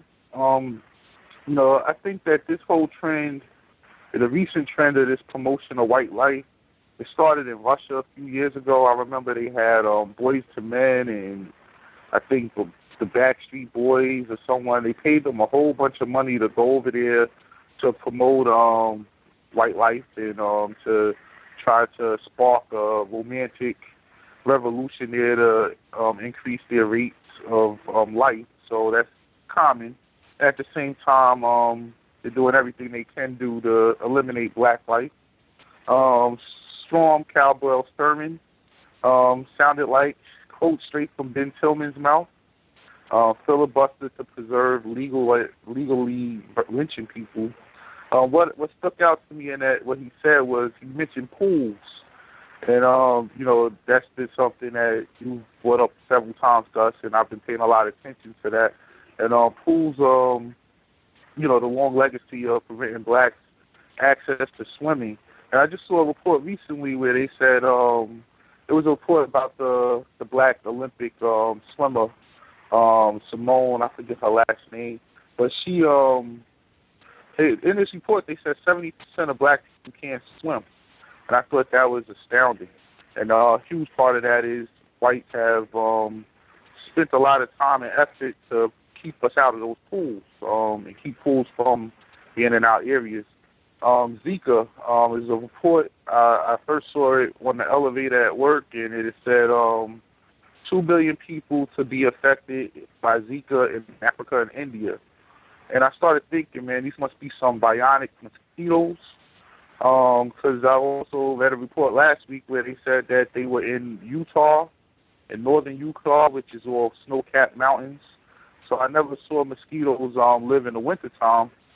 So, these mosquitoes start in Brazil. They end up in Puerto Rico and Florida, then in the Black South, Louisiana, Mississippi, all down there. And now they cross the Atlantic during hurricane season to Africa, fly over all of Africa, over the Indian Ocean to India.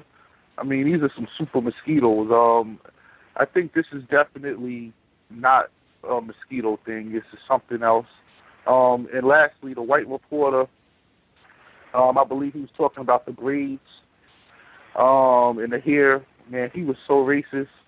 I just keep thinking, man, how dare these people go to their country and take over and then tell them how to express their culture, And he was not ignorant at all. He was very refined. And what proved that was how at the end he became the victim, which white people do, especially these refined racists, just teach me. I mean, maybe I just don't know. And I thought that was a trend that they do here a lot, too. So it's worldwide. I'll mute my line. Thank you, Gus.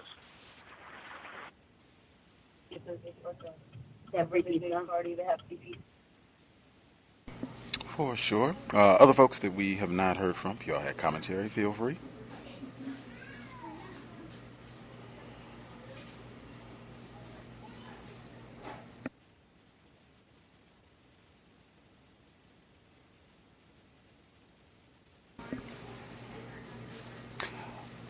There are quite a few lines open. It's not Dally. If you have commentary, feel free to share your thoughts.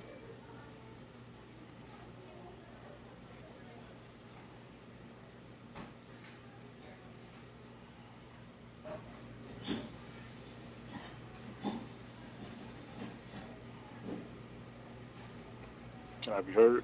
Yes, sir. Yes, thank you, sir. Greetings to Gus, the host, the listeners, and callers. I just had a few things to point out. I think it was the segment about the neighborhood or the homes that the lady, I guess she was saying something about she was trying to, I guess, get a petition.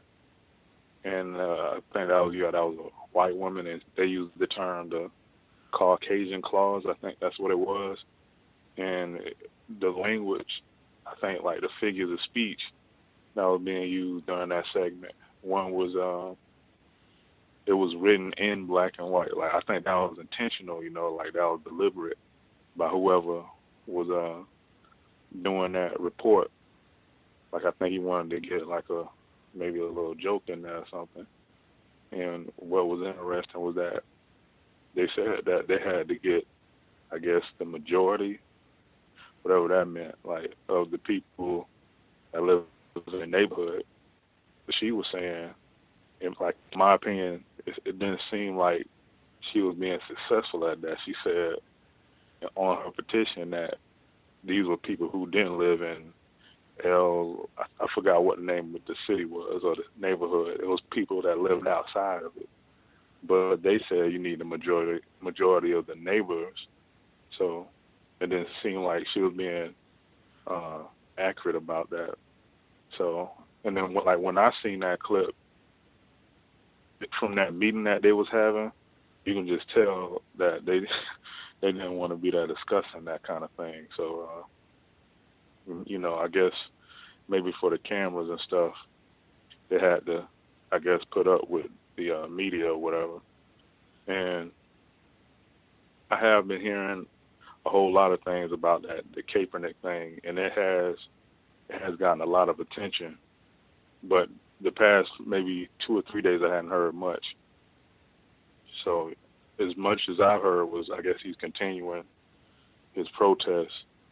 And about the Black Lives Matter T-shirt, I think that's what it was about, the girl at the school, and like how those radio hosts, they pointed out that, like I guess the issue wasn't, I guess, quote unquote racial, but then they say, well, it's one thing to wear the Black Lives Matter shirts, but it's another thing, whatever the thing is another thing when you just start calling names. He didn't say practice racism. So, I noticed they chose their words very carefully. So, and then, like, I like to also point out that I noticed that they'll use the word racist for if someone's saying something, but like the person you want to go on as well. And I'll give it to the next person, and thank you.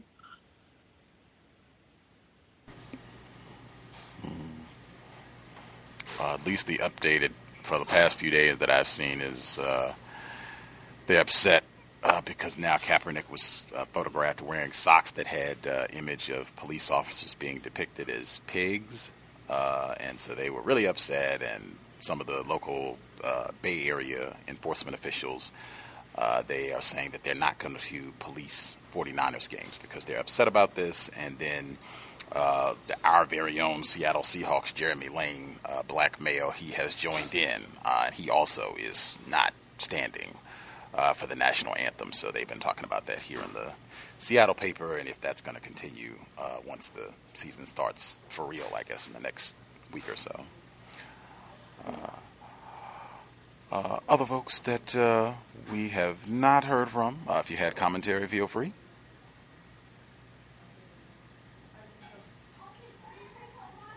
Hello, good night. Can I be heard? Yes, ma'am. Yeah, America. Yeah, so the Star Spangled Banner, that national anthem, that song is racist. That school was in the news for selling 12 slaves. What else? That song that I've been hearing like every day in the summer, that ice cream truck song. The ice cream truck song is racist. I mean, racism is American. That's like built into the fabric of America. That's how America was built. The thing with those young females in South Africa. In Jamaica too, we have schools where we have to wear uniforms, and we have how you wear your hair. You can't wear braids either, and that's a majority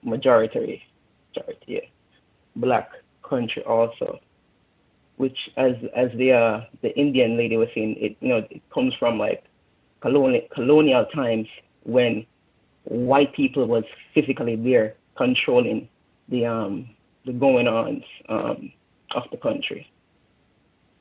They're just not there physically right now doing it, but it's still controlled by white supremacy. And I did not know that this young man, this racist Strom Thurmond, had a black daughter. But I found it very interesting that that white man that was speaking about it, he was saying he had mentioned a phrase, and he was saying it was very disgusting to even say it, but he didn't sound disgusted. And then he even said that that's something that he heard growing up, but he didn't admit that that was something that he himself, spoke about. He sounded very not genuine at all. He was just, telling us the news. Yeah, I wanted to ask Gus. Gus, do you know the officer's name that shot Karen Gaines and her son? No. If you give me a moment, I can check to see if they have identified the officer. Yeah, I was looking, and the only thing I could find was his last name, and I'm still curious to know why is his name being held captive, held secret. I'm not understanding. Yeah, as usual, there's so many clips, so I'm gonna pass it off here. Thank you. The announcer, I'm gonna dig to see if they have identified the officer who shot and killed Karen Gaines. But the announcer who was doing the report on Strom Thurmond, his name is John Hockenberry. He's with WN New York Public Radio. But number one, they began that segment. They read two poems.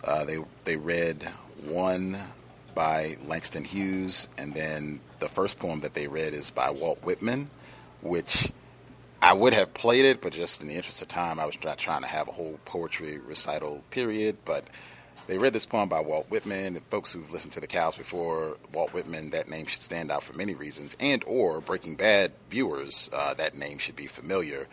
We did a whole program on a graduate student at Northwestern University in Illinois, where his graduate professor was requiring him to do a recital by Walt Whitman, and he refused. On the grounds that Walt Whitman is a racist white supremacist. He bragged, calling black people niggers and saying that it was a mistake to end the enslavement of black people in this area of the world. He wrote about it repeatedly. He does have poems here and there talking about slavery and how they're treated, but he also has quite a bit of just not his performance poetry pieces, but just his regular commentary. Like, yeah, these dumb niggers, like, oh my gosh, I can't believe it. Like, they should have just stayed on the plantation. Lots and lots of this is well documented, and that to me, when you talk about insincerity, a lack of authenticity in him reading this, like, oh, this is an outrage, and oh, I can't believe to read this, and I heard this.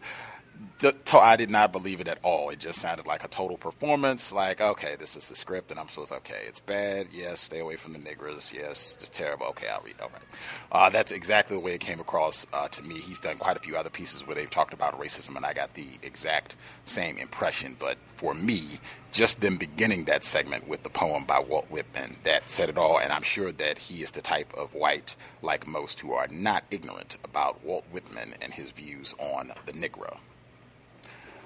Other folks that we have not heard from, do you all have commentary? Greetings. Can I be heard? Yes, sir. I would just like to start off by saying I am very proud of that young fella, Colin Kaepernick. mainly from the standpoint that his logic that I've been hearing over the past, now it's about 3.5 weeks or so, now 2 or 3.5 weeks, his logic is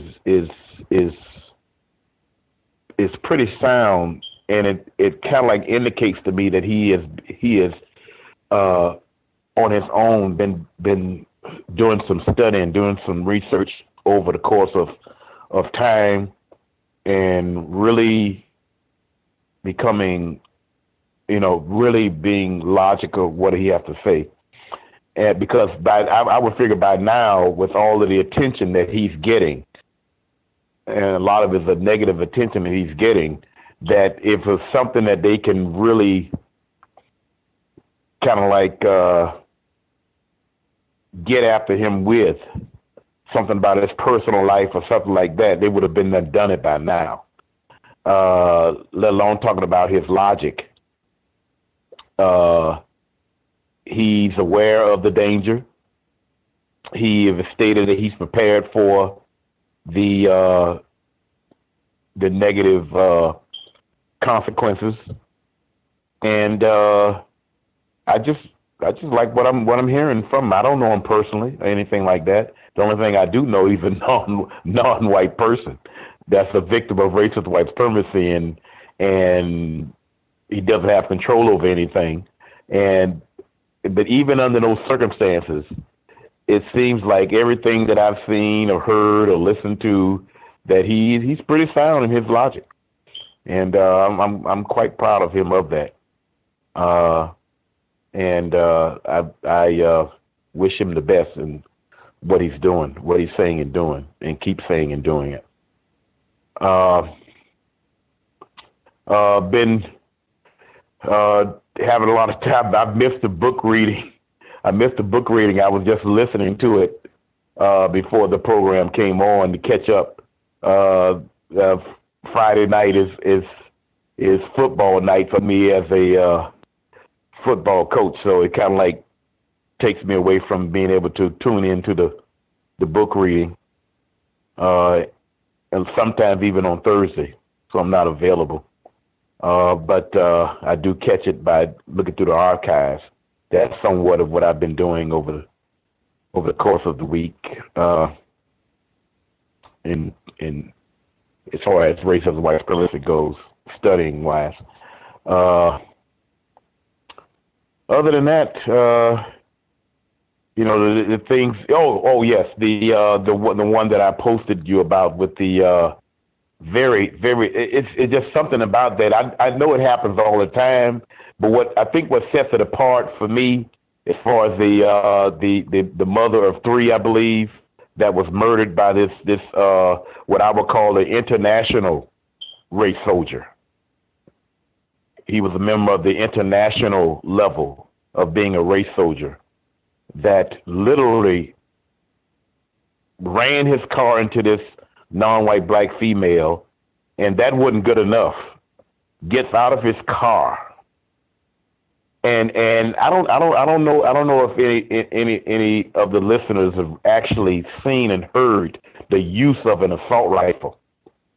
It's kind of like you swatting a fly with a hammer, and walks up to this woman and shoots her to death. It's ultimate racism, white supremacy. You can't be more of an explainer of racism and its practice than that,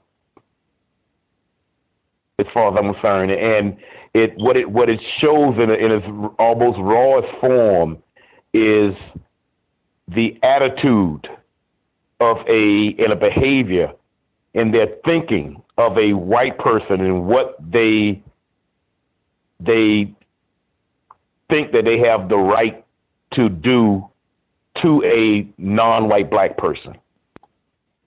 That's the boldness of it.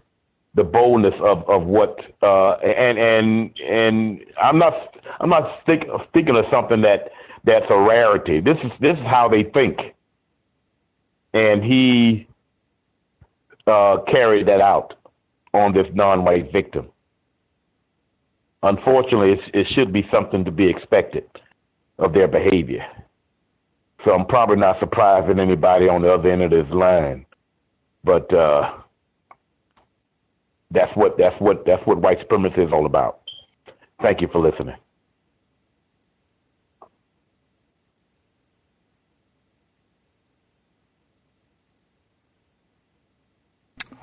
Other folks that we have not heard from have commentary that they wanted to share. Feel free.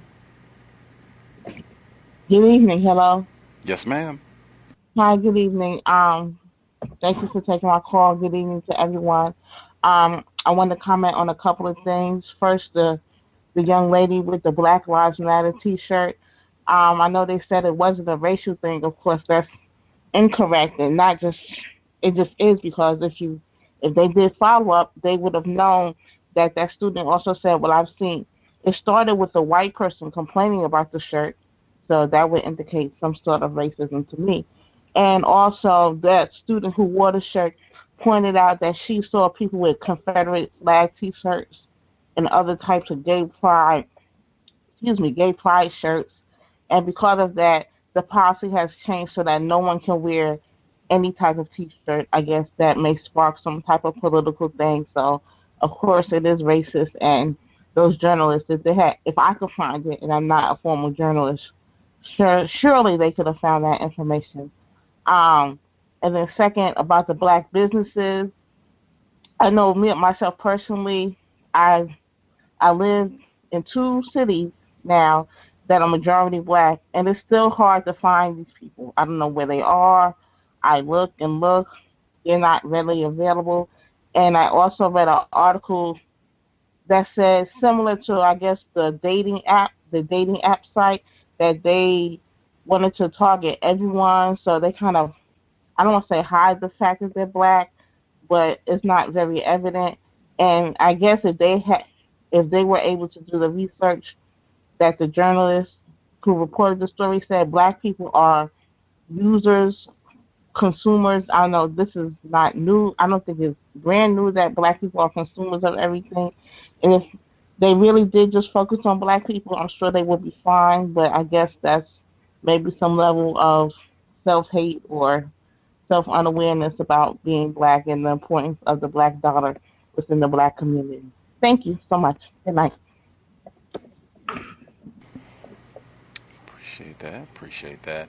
Other folks that we have not heard from at all, if we haven't heard from you, if you have commentary. Good evening and blessings. Greetings. Yes, my name is Ifo. I'm originally from the west coast of Africa. I am Isoko, and I currently live in Atlantic Canada. It has been a blessing to listen to your show, and I've been sending a bunch of people to listen to your show so they can get some clarity. I'll share with you some things that are happening both locally and internationally. You heard about the sisters in South Africa with the hair. Did you hear about that? I played several clips on that at the beginning of the broadcast today. Okay, yeah, I got in late. Okay. There have also been similar issues like that happen here in Atlantic Canada. I am a brother with locks, and so there have been multiple comments and insistence on stuff. There have been different Canadian restaurants that have sent sisters home because they had natural hair, and that apparently was not acceptable in the workplace. I just heard this morning about someone who went to rent a place and was told that it's whites only. This is 2016 in Canada. I recently graduated with first class standard in computer science. I was told by one of my professors, actually the head of the department, that I did not have the mental capacity to understand computer science. People are sorry. And they also claimed that there was nothing racially motivated by that statement. And I have heard reports from other students that there were other African students who were told similar things and discouraged from studying computer science because it was too complex.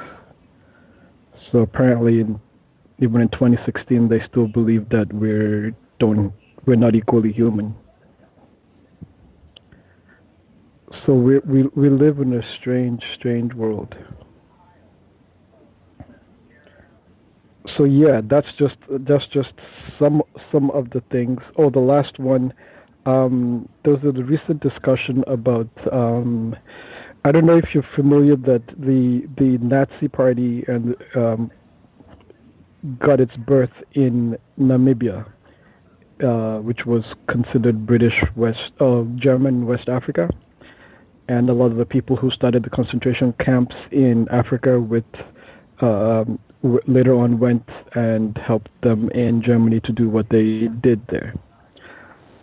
So as a result of the stealing of the land from the black Africans, they passed some resolutions preventing the descendants of those who came, raped, and pillaged the land in Namibia from owning land until they could figure out a way to redistribute land back to the people whose land was stolen. So just recently, I think the Namibian government had made some moves to now allow white Namibians to purchase land again. So there's been there's been some commentary from the white populations about how this is all racist and is a great injustice to not allow them to own land. They're ignoring the fact that some of them actually got compensation for the land that they stole. But they think it's a great injustice and don't like to be reminded of the fact of what happened. And they keep claiming that, it's not.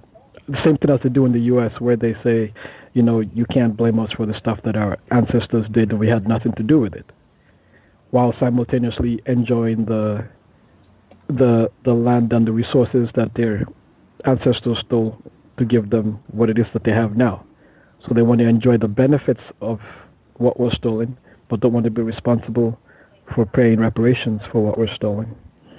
So I just thought it was kind of interesting that we're seeing the same cycle of denial of the rights of Africans to be treated as human beings, even in Africa, similar to what we're seeing in the States and in Canada, with people refusing to acknowledge that we're actually human and getting seriously upset when we demand to be treated with dignity and respect, and when we decide not to respect their white supremacist systems. And similar to the brother who I'm proud of, that he sat down at the national anthem. I also sat during the national anthem that was sang at my graduation. And we're singing something about God Save the Queen. I also sat down during that. And I've often said that there's lots of things that I'd like God to do to the Queen, but I don't think saving is one of them. And that's my brief overview. And thank you again for allowing us to be able to share. Thank you for the participation. Congratulations on your accomplishment, getting your computer degree. That's awesome. Need more black people with skills in those emerging technologies. Other folks that we have not heard from, if you have commentary, feel free. Good evening. Yes, sir. Oh, hey, evening. Won't be too long. I just, like other people, I too respect what Colin Kaepernick did. Not just did, is doing as of this moment. Especially when you see especially when you see just the vitriol. Just weeks. Just days of attacks by racists on TV, police unions. But I don't know if anyone is aware this week, Ryan Lochte, the white Olympic swimmer who, along with 3 other Olympic swimmers, was involved in criminal activity in Rio while representing the United States, which I think is much more disrespectful to this country than what Kaepernick is doing. Mr. Lochte was just rewarded with a endorsement of a crime prevention apparatus, and he was also rewarded as a Dancing with the Stars contestant. Now again, this is someone who's engaged in criminal activity while representing this country. But that isn't worse than what Mr. Kaepernick is doing just by sitting down. And as for Ms. Pearl, I'm so glad that person decided to call out that bogus statement that is always made. You know, if it's a Muslim, it's terrorism. If it's a black person, it's a thug. If it's a white person, it's mental illness, PTSD. Not that his statement was bogus, but just the idea that what this white terrorist did to her wasn't terrorism. It certainly was. I mean, she's on her way to work and he just plows into her, and that's not enough. And then when you made your comment about how police had no problem arresting him, I thought about the Jesse Williams statement. You remember he said those exact words, how police have no problem de-escalating when it comes to whites. And there's just no question that this guy is the total aggressor committing this act of terrorism. But we see he's arrested without incident. And as for the segment on braids, you know, it's just, I also go back to what young actress Amanda Sternberg had to say. See, when whites like Khloe Kardashian and all of the rest of them wear these braids, see, they don't go through what black ladies have to go through. Being called horrific names. You know, being told it's like disgusting, like that white reporter did, then has the nerve to get upset or claim he doesn't understand why he's being called a racist. And like I said, it's just interesting how people wearing their natural hair is bothersome. I mean, these women are not committing crimes.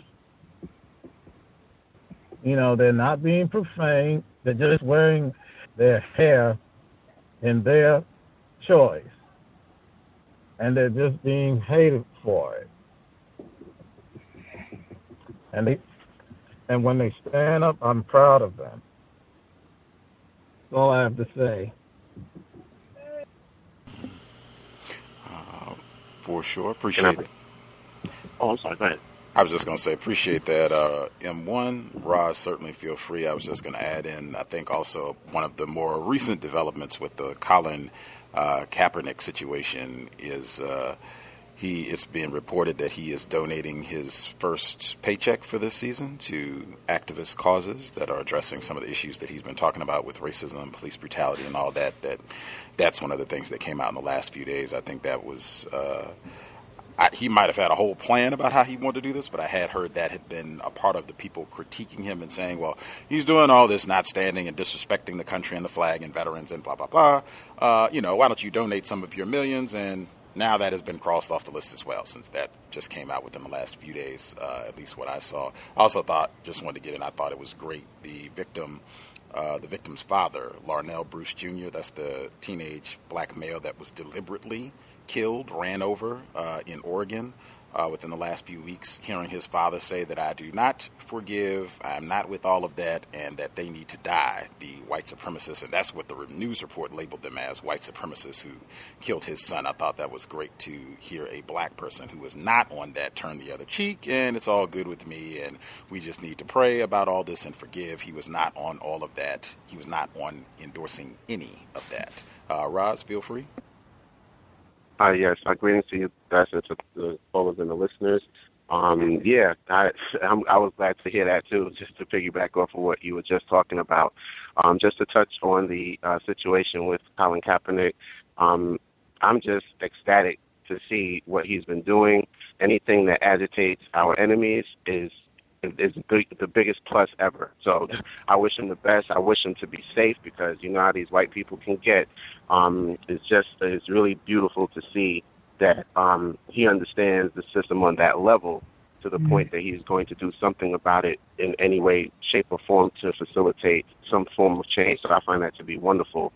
I wanted to touch on what M1 just brought up, and peace to you too. I think hello?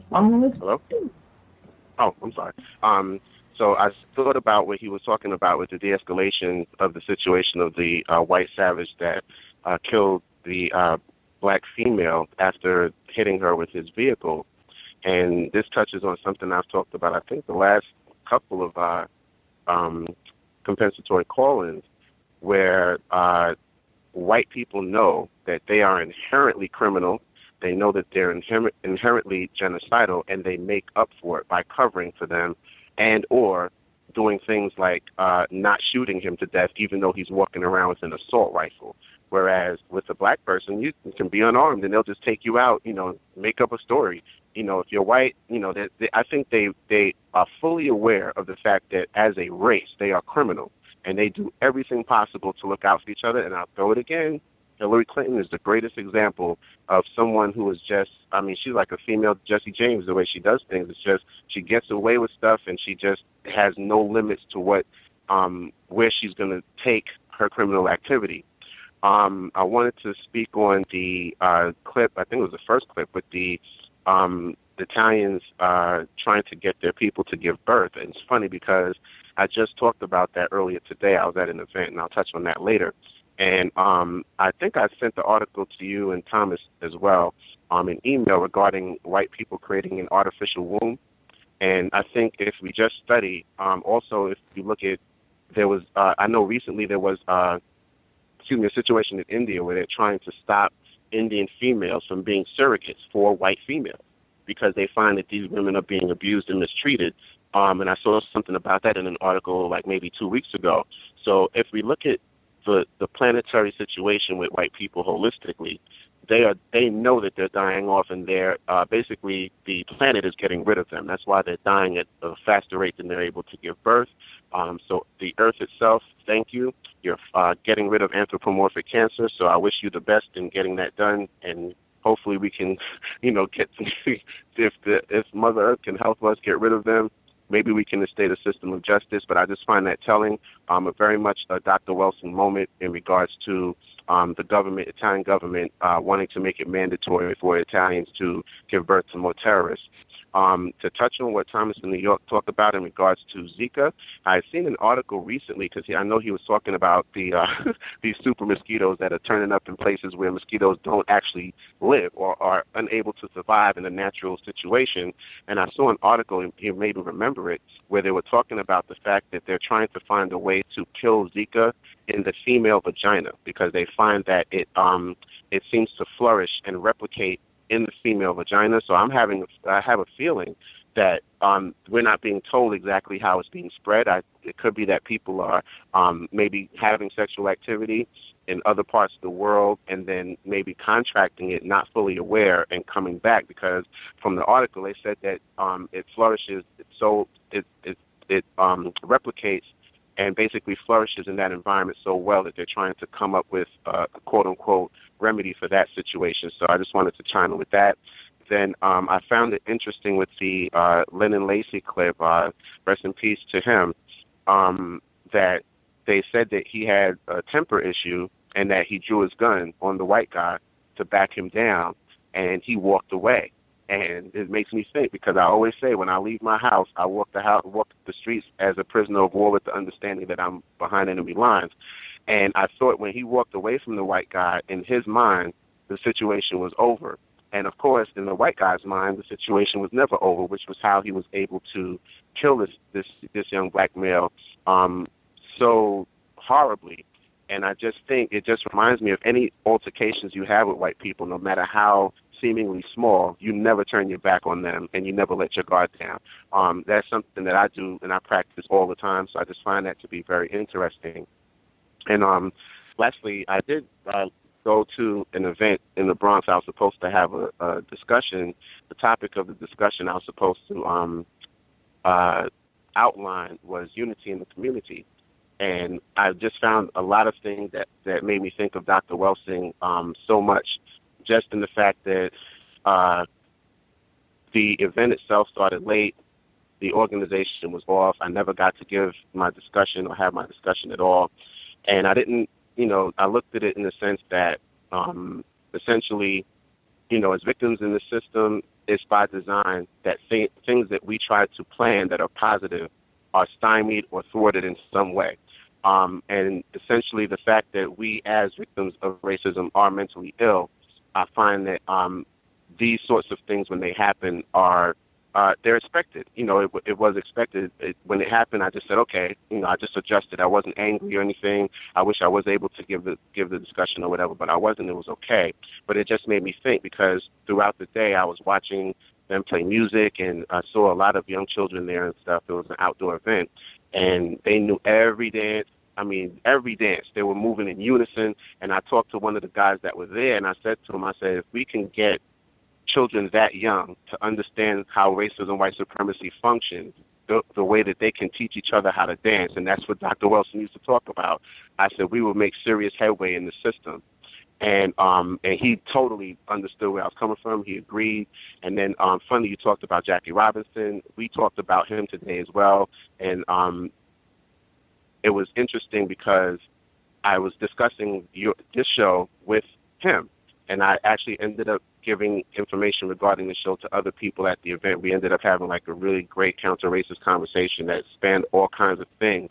And I just found that just the work that needs to be done between the Generation Xers and the millennials in regards to fostering that connection where we're passing on life-saving information to our children, I think that is just so essential. And, the event turned out to be positive in the sense that it was black people coming together and not fussing and fighting, and there was a lot of discussion about black unity there. But at the same time, it just made me think of all of the things that we could improve on if we did not have to deal with the system of white supremacy.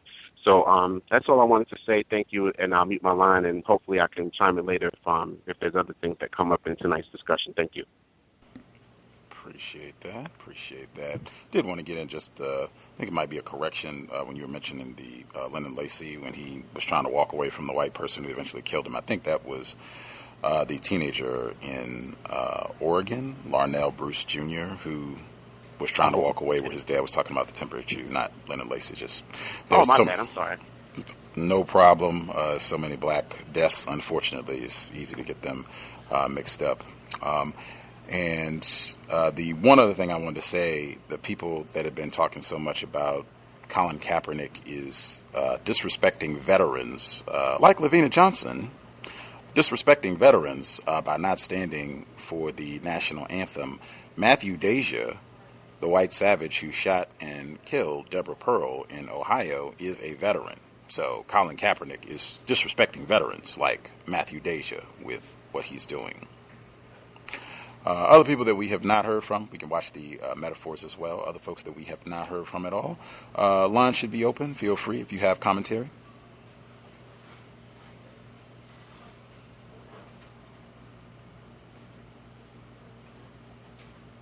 Can I be heard? Yes, sir. Peace to the callers, to the hosts, and to the platform. I just wanted to comment on the one clip that mentioned the guy that he didn't get pronounced as the crime didn't get accounted as a lynching. It was it said it was a suicide. I think that's normal in the system of racism and white supremacy. And then also I read or I saw a news article that was labeled blacks agree with Trump on Democrats but don't agree with the rest of his message. And then I looked at that as being talking about racism, white supremacy in the area of politics, the fact that we have to choose between Democrat and Republican right now as being the two political parties, and neither one of these parties really represent a view of being against racism, white supremacy, and how that affects us. And so I thought that was significant to be on the internet this week. And the woman that got hit by the racist white supremacist terrorists and,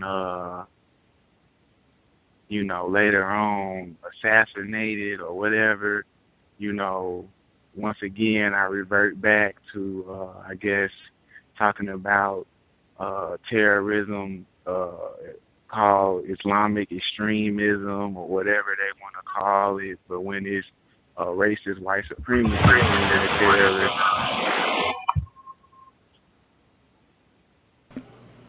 I think you had background noise from one of the other callers, but should be taken care of. Sorry about that. I was just saying when it's a racist white supremacist terrorist that, it's this relaxed, allegedly supposed to be this relaxed response and lack of action and things like that. And I just think that the response needs to be exactly how it is for the other terrorist groups, as far as drone strikes and things like that or whatever. I mean, hypothetically, I think that, if these type of things happen to the racist white supremacist terrorists when they do things, then it'll be the same thing that, like when we bomb on other countries or whatever, our enemies. So I just look at that, as being significant to black people and our struggle with racism, white supremacy in all 9 areas of people activity, that we have to not just consume, but, consume in those areas, but we need to own our, own it, like actions and lives in those areas. And that's all I wanted to share. Appreciate that. Sorry about the minor disruption. Again, folks, if you're in a kind of noisy environment, if you could use your mute button just to make sure we don't have disruptions and people being interrupted when they're sharing. Before I make sure we didn't miss anybody, I also thought it was significant, the incident that happened in Oklahoma where the Grant Black mother, who was in her 80s, where she was pepper sprayed in her own residence. They were at her residence. I believe it was her son, where he was stopped by enforcement officials. I think there was allegation or suspicion that he might have been driving under the influence, and then he evaded enforcement officials allegedly and went to his mother's residence. Number one, again, some moron says consistently sobriety would be best under conditions of white supremacy. Another illustration. Number two, and again, those are allegations about what he did. He has not been convicted of anything yet. It's supposed to be due process. But I would say, if you are engaged in any sort of incorrect behavior, non-constructive activity, if you're under the influence and you get stopped by enforcement officials, this is not a situation where they are just terrorizing you. You haven't done anything. But if you have done something incorrect, you are engaging in criminal activity, and you are stopped by enforcement officials, you should not involve other black people in your problem. If you go out and you're messing around and doing things that you're not supposed to do, things that are not codified that could get you in trouble with race soldiers, with whites, badge or no, it should be, I got it. This has nothing to do with anybody else. I think Mr. Fuller, he encourages, if you're going to be doing something that's incorrect, you do that by yourself. Do not involve any other victims of racism for them to be engaged and potentially harmed because you wanted to go out and engage in some foolishness. I think that is the prescription to minimize that sort of thing happening. Whites, racists, would be most to blame for that situation, but they are certainly, at least in that situation, the allegations about what could have happened. I think there are things that we should put into place to at least make sure that we do everything we can to minimize the likelihood of that happening. And just again, if you're engaged in any sort of nonsense, under the influence or anything else that you know, this is likely to bring race soldiers down on me. Make sure you don't run to grandmother's house or mom's house, dad's house, sister's house, anybody else's house. You got it all on your own. I decided to do this, so whatever happens, I'm going to deal with it all on me. I think that would be best, unless I'm in error. Anyone that we missed? Anybody that we have not heard from at all?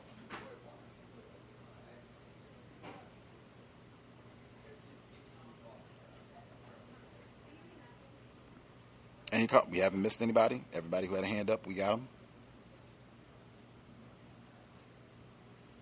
All right, I will assume we're good. Hopefully people will not wait till the last minute. It did seem like there were some people we hadn't heard from, but hopefully they will chime in and not wait until the end of the broadcast if you have things you would like to share. Folks have any additional comments, whether you spoke or not, additional comments you wanted to make?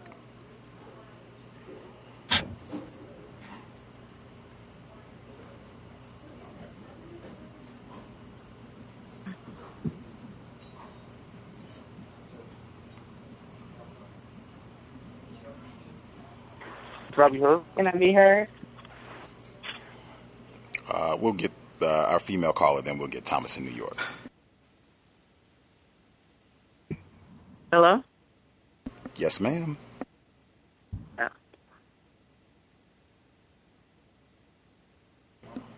Did you have commentary, ma'am? We can hear you. Now we're not hearing you. I'll let the other caller go first. Thomas in New York, go ahead, sir. Yeah, I just wanted to say, I think, like I said, during workplace racism, a white female at work came over and wanted to discuss the Kaepernick situation.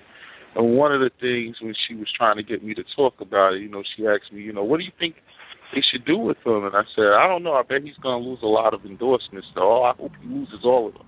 I wouldn't buy anything. And it's just, that Voltron effect.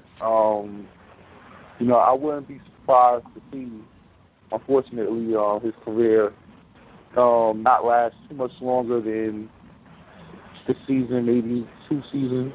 And once again, it brings up Mahmoud Abdul-Rauf, also known as Chris Jackson. He was averaging 20 points a game in the NBA and had a short little injury, and before you know it, was blackballed out and ended up finishing out his career overseas.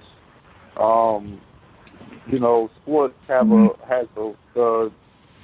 the institution of sports has a way of being able to keep their product under wraps by everyone there is expendable, and every now and then they have to lay down the law and let that be known. But if this is going to be a pattern and it's going to be uncontrollable, I believe that the standing for the national anthem by the athletes could be potentially taken away. It just, it's no big deal no more. If it's going to put them in a position where they have no other choice, sort of like the Missouri football team put the school in last year, where all the players say, hey, we're not doing it. What really could they do? If they're going to cancel football season because of it, I don't see that. Also, the lady who got shot, which was just a disaster, it was definitely should be labeled a hate crime. I don't know what other kind of crime you can label this as, but here you have this guy. From what the report I read, he was walking, pacing with the gun in his hand when the police arrested him. And this is in, the same area of Ohio as Cleveland, where the guy, Don Crawford, was shot holding a air pistol that he just purchased in Walmart. I mean, the video just shows the cop just walk up and just shoot him. There was no freeze or none of that. We saw Tamir Rice's video, just jumped out the car, shooting, like the blood shooting at the Crips. Just no regard for protocol of, hey, drop the weapon, put your hands up, freeze. And also, this is the same place where the couple, their car backfired, and the cops shot through the window. Shot at the couple 137 times. One cop jumped on top of the hood, unloaded the clip, reloaded, just because they thought they heard a shot when that car backfired, so they say.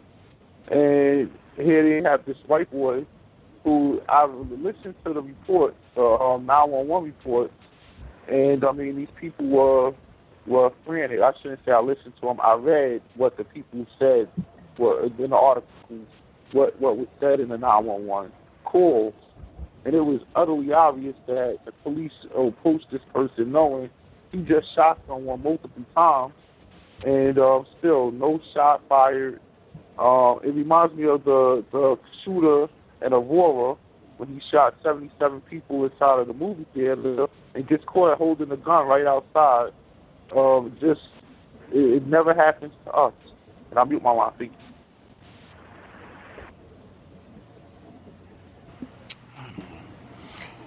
Other folks who had commentary they wanted to share, feel free, should be with us. Can I be heard? Yes, sir.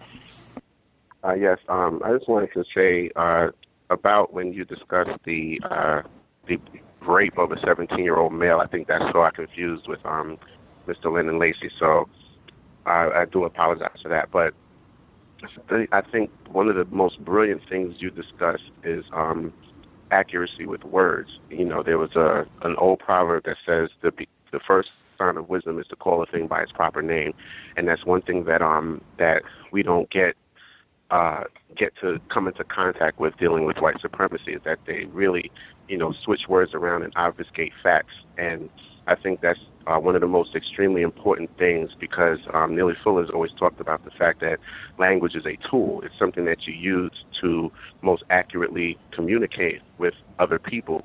And I think that's one of the most important things that we can do to fight the system, is to be as accurate as humanly possible when discussing things, and especially when you're talking about the rape of black children by these terroristic white females. I think that's just one of the most important things ever. And finally, I was listening to the caller that called in, I think, from Canada, and he had talked about he used the term blessing or blessed, and I know the connotations with which we as black people use it. But if you go online and look up the meaning of the word, as far as the etymology of the word blessing, it actually means blood sacrifice. That's the origin of the word, and it's the etymology online dictionary. So I'm trying to remove that word from my vocabulary, simply because when you tell someone, whether it's God bless you or whatever the case may be, essentially you're telling them that you hope they become a blood sacrifice.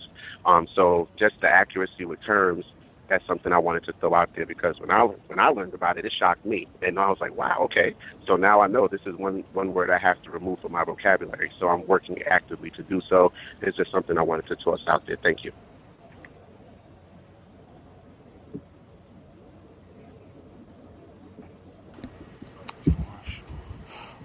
Other folks have commentary, particularly if we have not heard from you. You should speak up before we get to the end of the program. But if other folks had additional comments, things you wanted to make sure you address, feel free.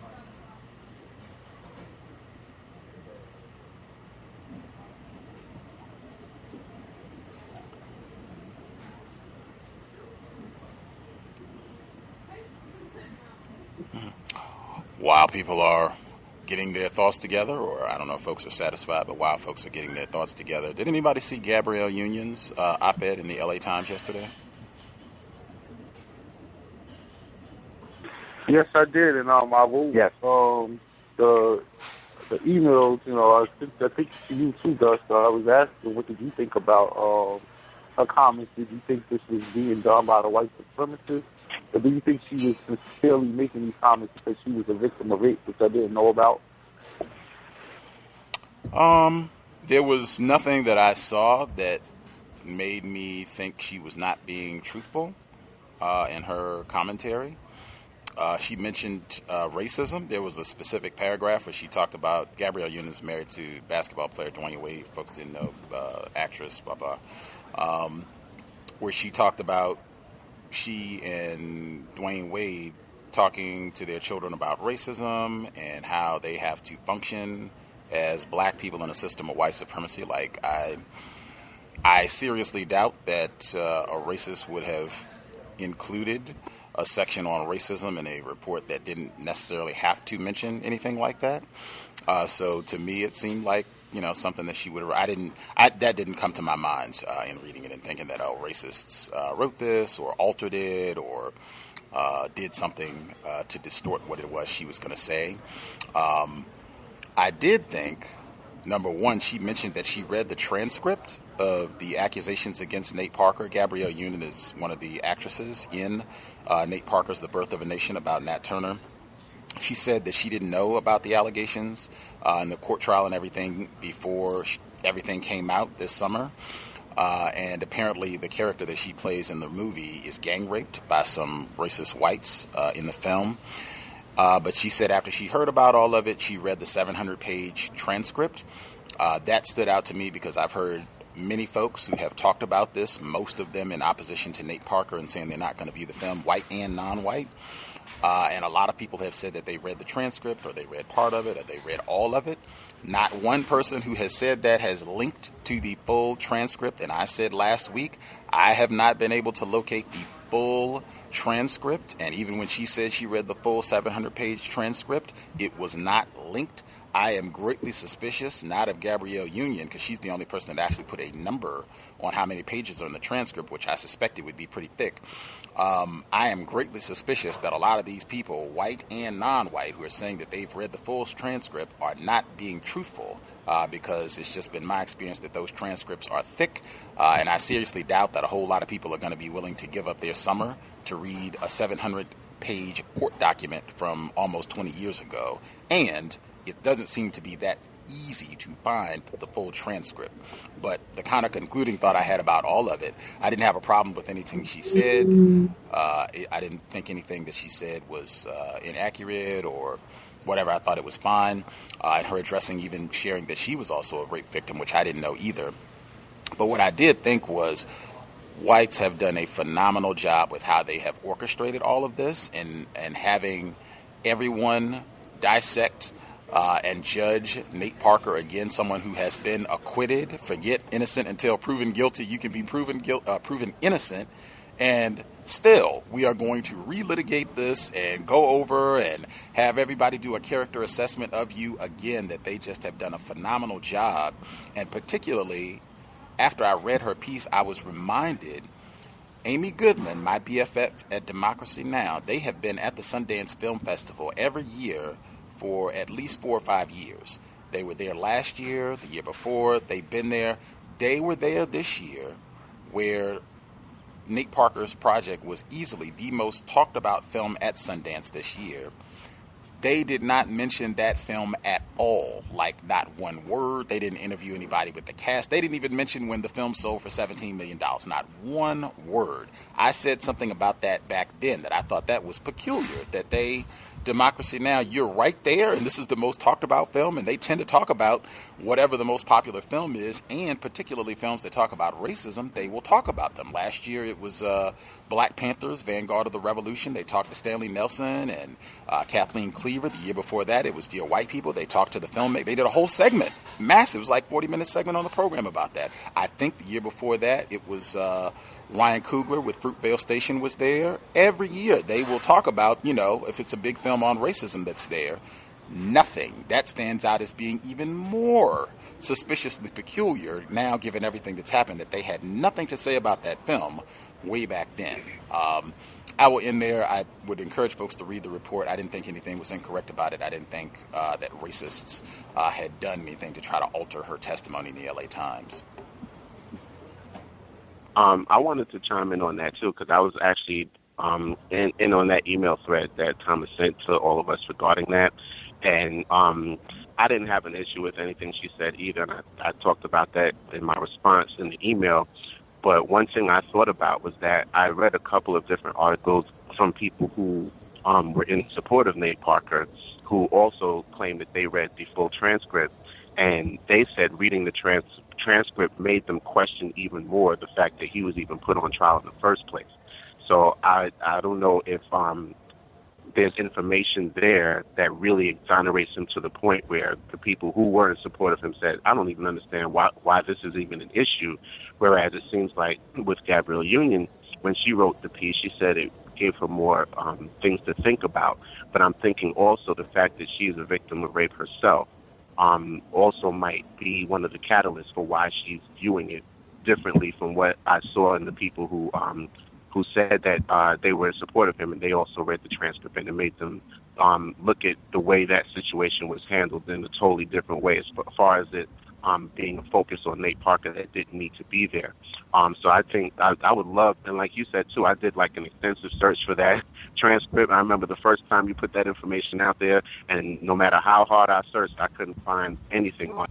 I would love to be able to read it, or at least have access to it, so you can make up your own mind as to what really transpired there.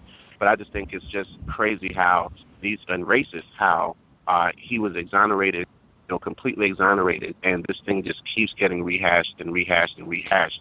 And you have someone like Marv Albert, who basically raped a female and bit her up and wore women's lingerie, who got fired for his assault of her, got another job on another network, and no one ever talks about that again. Now it's like a dead issue. But with Nate Parker, it's being tossed around.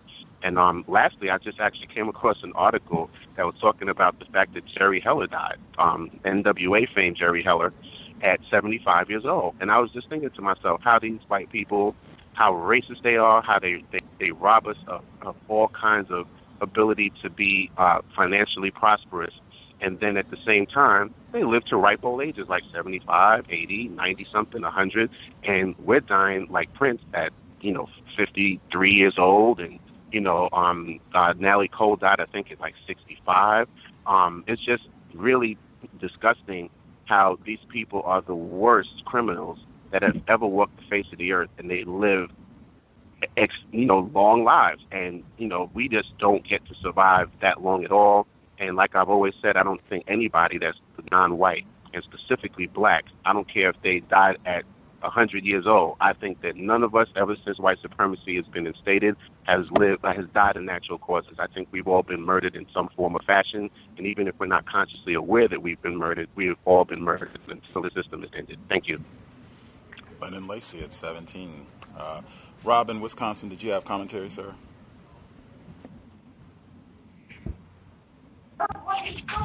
Yours. Yes, sir. Okay, greetings to Gus and the rest of the callers and the listeners online. Just wanted to chime in really quickly.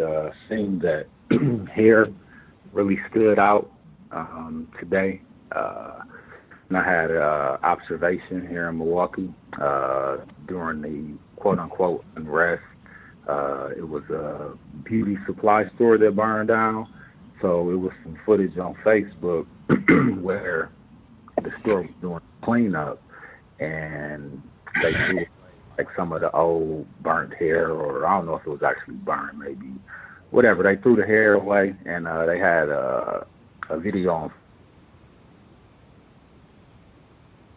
It was like a big thing. The police got called out and everything, and with the hair, black women's hair being such a issue, this week it just really seemed to stand out that the system of white supremacy have us not even just appreciating who we are.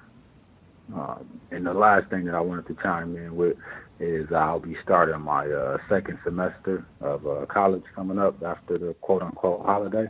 And I finished the first semester with a 3.6. I was one grade from all A's. And I just want to keep that momentum going into the second semester. And thank you for taking the call. I'm Mute my line. Awesome. Spectacular. Maybe you can get that 4.0 this semester. They definitely do not want to see black excellence in the classroom. So that is counter-racist work right there, to do the best that you can, academics or whatever it is that you're doing. But that outstanding. I know Dr. Welsing would be proud. That hair piece in South Africa that got so much attention this week, it reminded me, the BBC, they had done a segment earlier this year where they were saying that black people, black females specifically on the continent, they are making major trends towards going away from the chemical mutilation and chemical straightening of their hair and going natural, and that they see in the next 50 years that is what's going to be the dominant form of what black females are doing with their hair, some natural form of styling and wearing their hair, and that the whole weaves and straightening and all that's going to be a really small thing in Africa. Their projection was sometime in the next 20, 50 years or so, that's what it's going to look like. They just see a major movement in that direction now. So hopefully this will aid in that, in empowering more black people, black self-respect, that you do not need to conform to racist standards of beauty, how we should think, what we should look like. But it will be interesting to see how that continues to evolve, because at least what I saw, the school in question, I think it's called Pretoria Girls High School in South Africa, they said that they were suspending the policy on what black females were supposed to do with their hair. They didn't say that they were permanently changing. They just said that they were suspending the policy, which, language and just being attentive to what is actually being said. Other folks have commentary? Can it be heard? Yes, ma'am. Hi, this is the caller from New Orleans, Princess. I just want to comment on the news about Kaepernick. I guess that's how you pronounce it. Basically, I don't know. I've been getting conflicting views from a lot of black people as far as his ethnicity or what his race is or how he classifies himself, if you will. So I was wondering if any of the other callers were hearing other black people, describe him as not being black, or, if there was some type of measure of blackness that somehow he's not actually black.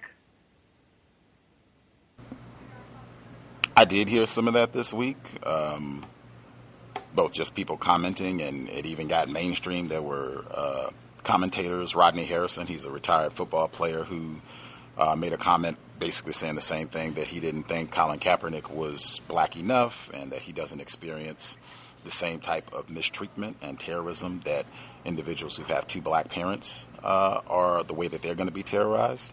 Kaepernick, he has one white parent, one black parent. He was adopted by a white family. All of this is very public and has been for quite some time. They went to the Super Bowl in 2013, if memory serves, and they tend to spend a lot of time talking about all the people that are involved with the Super Bowl, and that was a major component of them talking about him, since he was the quarterback for the 49ers at that game. So, yeah, there's been a lot of that. If people have seen him, he is not the most melanated person in comparison to, Lil Wayne or Dick Gregory or Lupita Nyong'o. He has a lot less melanin than people that would look like that. But I don't think there are going to be a whole lot of whites, particularly now. I seriously doubt you're going to find too many individuals classified as white who are going to say, oh, yeah, that Kaepernick guy is white. I think his racial status as a non-white person, if it was not clear before, it should certainly be unambiguous at this point. But I have heard some of that over the past few days. Okay. Glad you cleared that up. Because basically, I guess I would have to say that no matter where this goes, I just hope that people on the ground, primarily us, who are in the know, are just speaking to people within our immediate circle, and just take it as an opportunity to, speak to people about, racism, white supremacy. When this statement, as I read the initial statement, I just was quite moved because he was very clear in what his initial stance was, because I had shared on the show a few years back as far as me and my experiences as to why I never stood for the Pledge of Allegiance. I never caught too much flack while I was in school, because I guess because I was just coming from overseas and people was just trying to figure me out. But I just never put myself in situations where I would have to go to anybody's game. Even now with my nephew playing for Boise State, I know my dad, he's following all of his games and all this stuff, but I would just, I didn't put myself in certain situations where I would have to be put on the spot. But when I was, at least when I was in school, I've had a couple of teachers or whoever asked me, and, I just said, it was my personal belief, and really just attributed it to the way I was being treated. It was kind of similar to my answer to when I first decided not to be an organ donor. The white person at the DMV had basically asked me why I didn't want to, and I just said, well, I pretty much, I live in a country that doesn't respect me in life. How can I possibly, donate parts of my body in death to help the system? Something along the lines of it, like that. And I just remember, how she was looking at me, and this was way before I came into the know of anything. It was just, just following logic even then. But I did think about the case with Lavina Johnson, the black female who was raped and murdered in the military, and how that case has went unsolved. And then, as, the veterans came out trying to say basically, oh, well, you're disrespecting the veterans in the military and this, that, and the other, I would just say, use that as an opportunity to bring up cases like Lavina Johnson. And, Dylan Roof, he can burn a flag and nothing is said, but just because, he sits down or whatever the case may be, and, white people are just losing their minds over this. So, like I said, I just take the opportunity for what it's worth. Like I said, it's just, and just use it as a teachable moment for the people around you. And I'll mute my line. Outstanding. Try to take advantage when you can. For the caller that chimed in before, who was asking about Corinne Gaines and the officer that shot and killed her, they did release his last name only this week. They said out of concern for the officer's safety, they do not release first names of officers when there's an officer involved shooting. So they just identified him as Officer First Class Ruby, and that's all until I guess they resolve the situation or what have you, which is White Lives Matter. Moving forward, with the whole Kaepernick thing, it reminded me, I did not stand for the national anthem. We were at a high school basketball game. I was in high school and very confused, but I guess had some level of understanding. So I didn't stand. I was with all black people in the stands, and it was the most pitiful. That's, we're all victims, but all of the black people were furious. That was our conversation for the first quarter of the game. Was not even the game. It was, oh my gosh, I cannot believe that you did not stand for the national anthem. I am disgusted, and I even have to rethink if I want to sit next to a Negro like you for the rest of the game. That was our conversation. It was not supported. It was not cool. Not even one of the black people I was with was pleased about me not standing. So I did remember that with all of this from the past week. Did anybody have either commentary, the Gabrielle Union op-ed that was mentioned? Did folks have commentary on that or anything else folks wanted to address before we wrap things up? Can I be heard? Yes, sir. Yes, really quick. I think it was a segment about it was a bank, I guess someone owned the bank. It might have been some black people. And the lady was saying that she didn't want to come off being labeled as the black bank or black business or something like that. And I found that very interesting. The plights and the difficulties that black people have going into the business arena, and how the system definitely tries to still keep them at a limitation.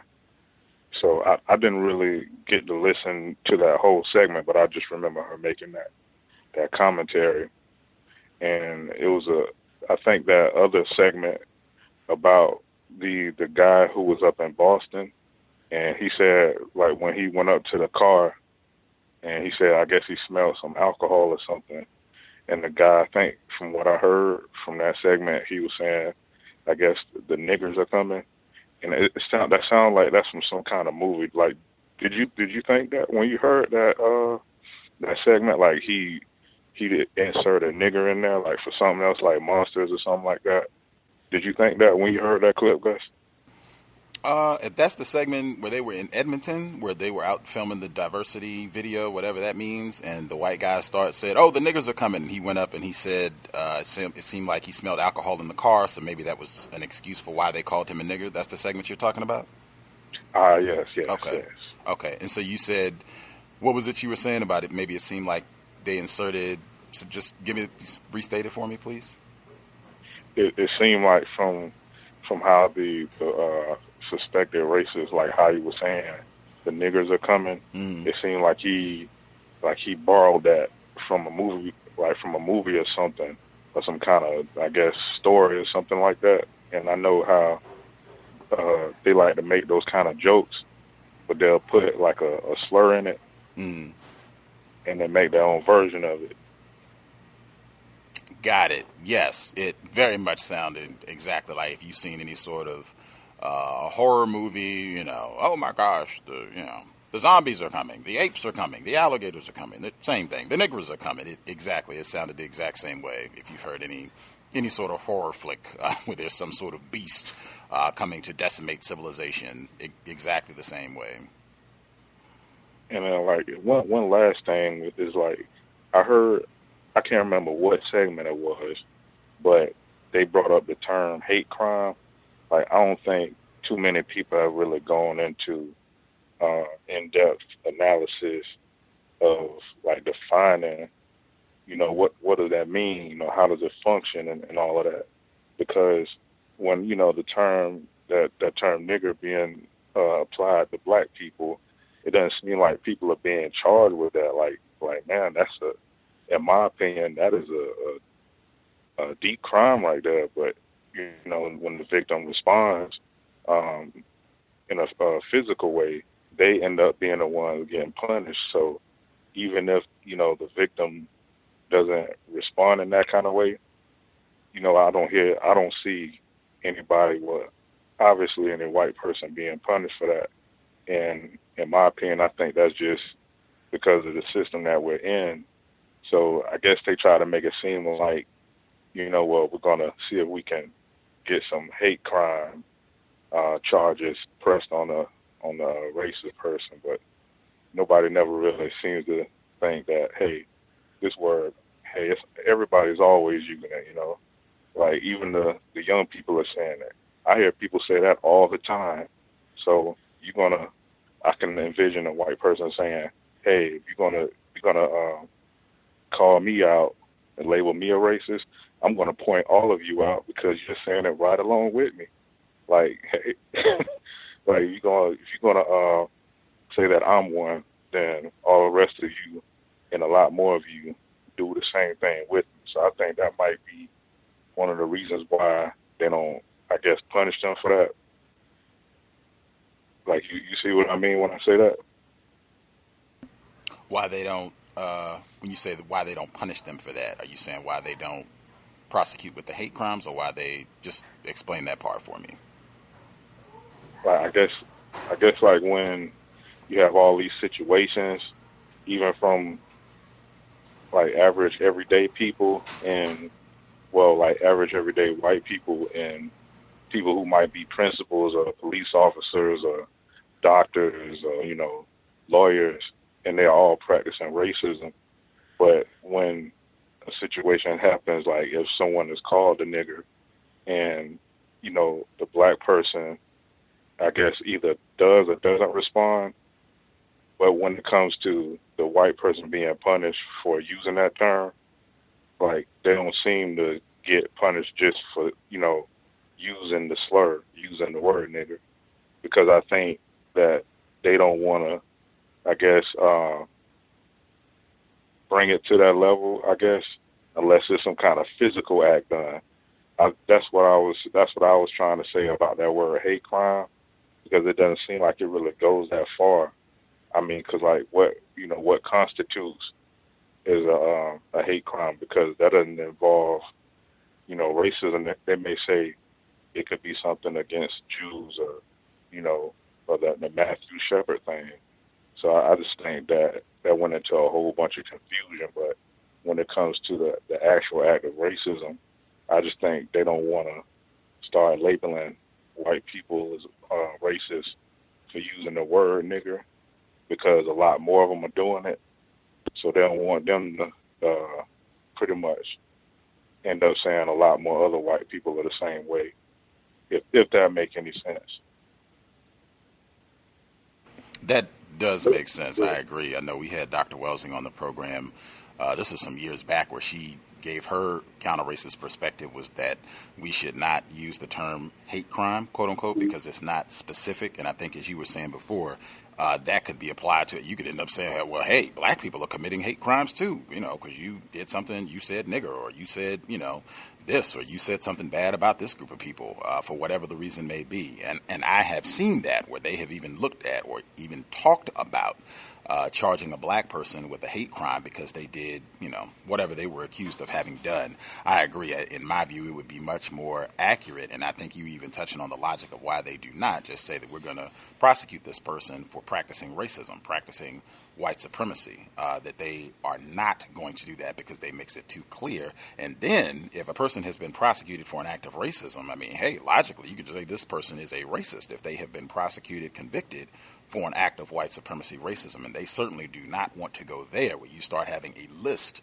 of white, and then you would have to have a firm criteria as terms of this is what qualifies as an act of racism, something that can be prosecuted. And they certainly do not want anything like that to be started, because they know there would just be a massive list of whites who could potentially be charged like right now. So absolutely, I think they words that's been mentioned consistently, they do not want accurate labels for these crimes. That's why they will encourage hate crime and discrimination, prejudice, things like that. I think even John Robbie, the white man who was talking about the hair issue in South Africa, he says the worst thing to be called a racist, and I've been called that all week, and it's terrible. Oh, it's the worst thing ever, which is just total nonsense. He just wants to continue to be effective in his ability to practice racism. If people are saying that he's racist, that makes it much more difficult for him to do so. And I think, as Thomas pointed out, him playing the victim again.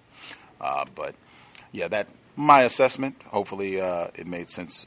Folks were able to grasp what's being articulated. If you have questions, if you have something else that you would like to submit, guest suggestions, or just commentary on something that was shared this evening, feel free to drop an email untiljustice@gmail.com, untiljustice@gmail.com. We will be back early in the week. You can check the Black Talk Radio page for updates, the Facebook page, Twitter, all of the above. Feel free, and again, if you get confused, you can drop an email, and we will try to get you the accurate information you need about the COW's upcoming programs. The problem we had with the stream at Black Talk Radio should be corrected. I think this is third or fourth program that we've done in the last 4 days, and we have not had a problem. I haven't heard anybody tell me that they couldn't access the broadcast listening at Black Talk Radio Network. I am still waiting for the folks at TuneIn to update the stream. You can continue to submit emails. I have done so. Mr. Reed has done so. Many other listeners have done so. I and Mr. Reed emailed the exact stream that they need to update, and they still have not done it. In my view, that's just an act of racism. I'm very certain that whites are in charge at TuneIn, and just them delaying. I think Mr. Reed had similar issues with them updating other programs at Black Talk Radio Network, including his own, and it taking a very long time.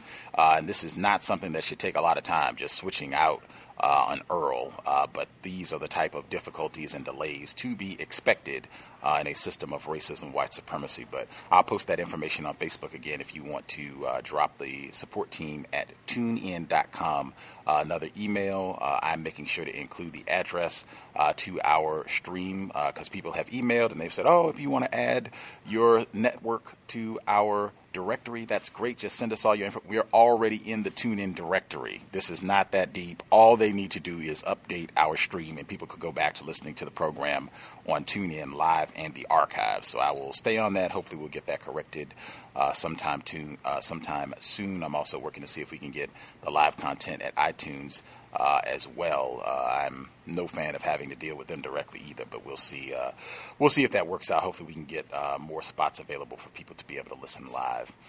With that, we have done our 3. We'll be back early in the week. Thanks for the folks who tuned in. Hope you got some constructive information.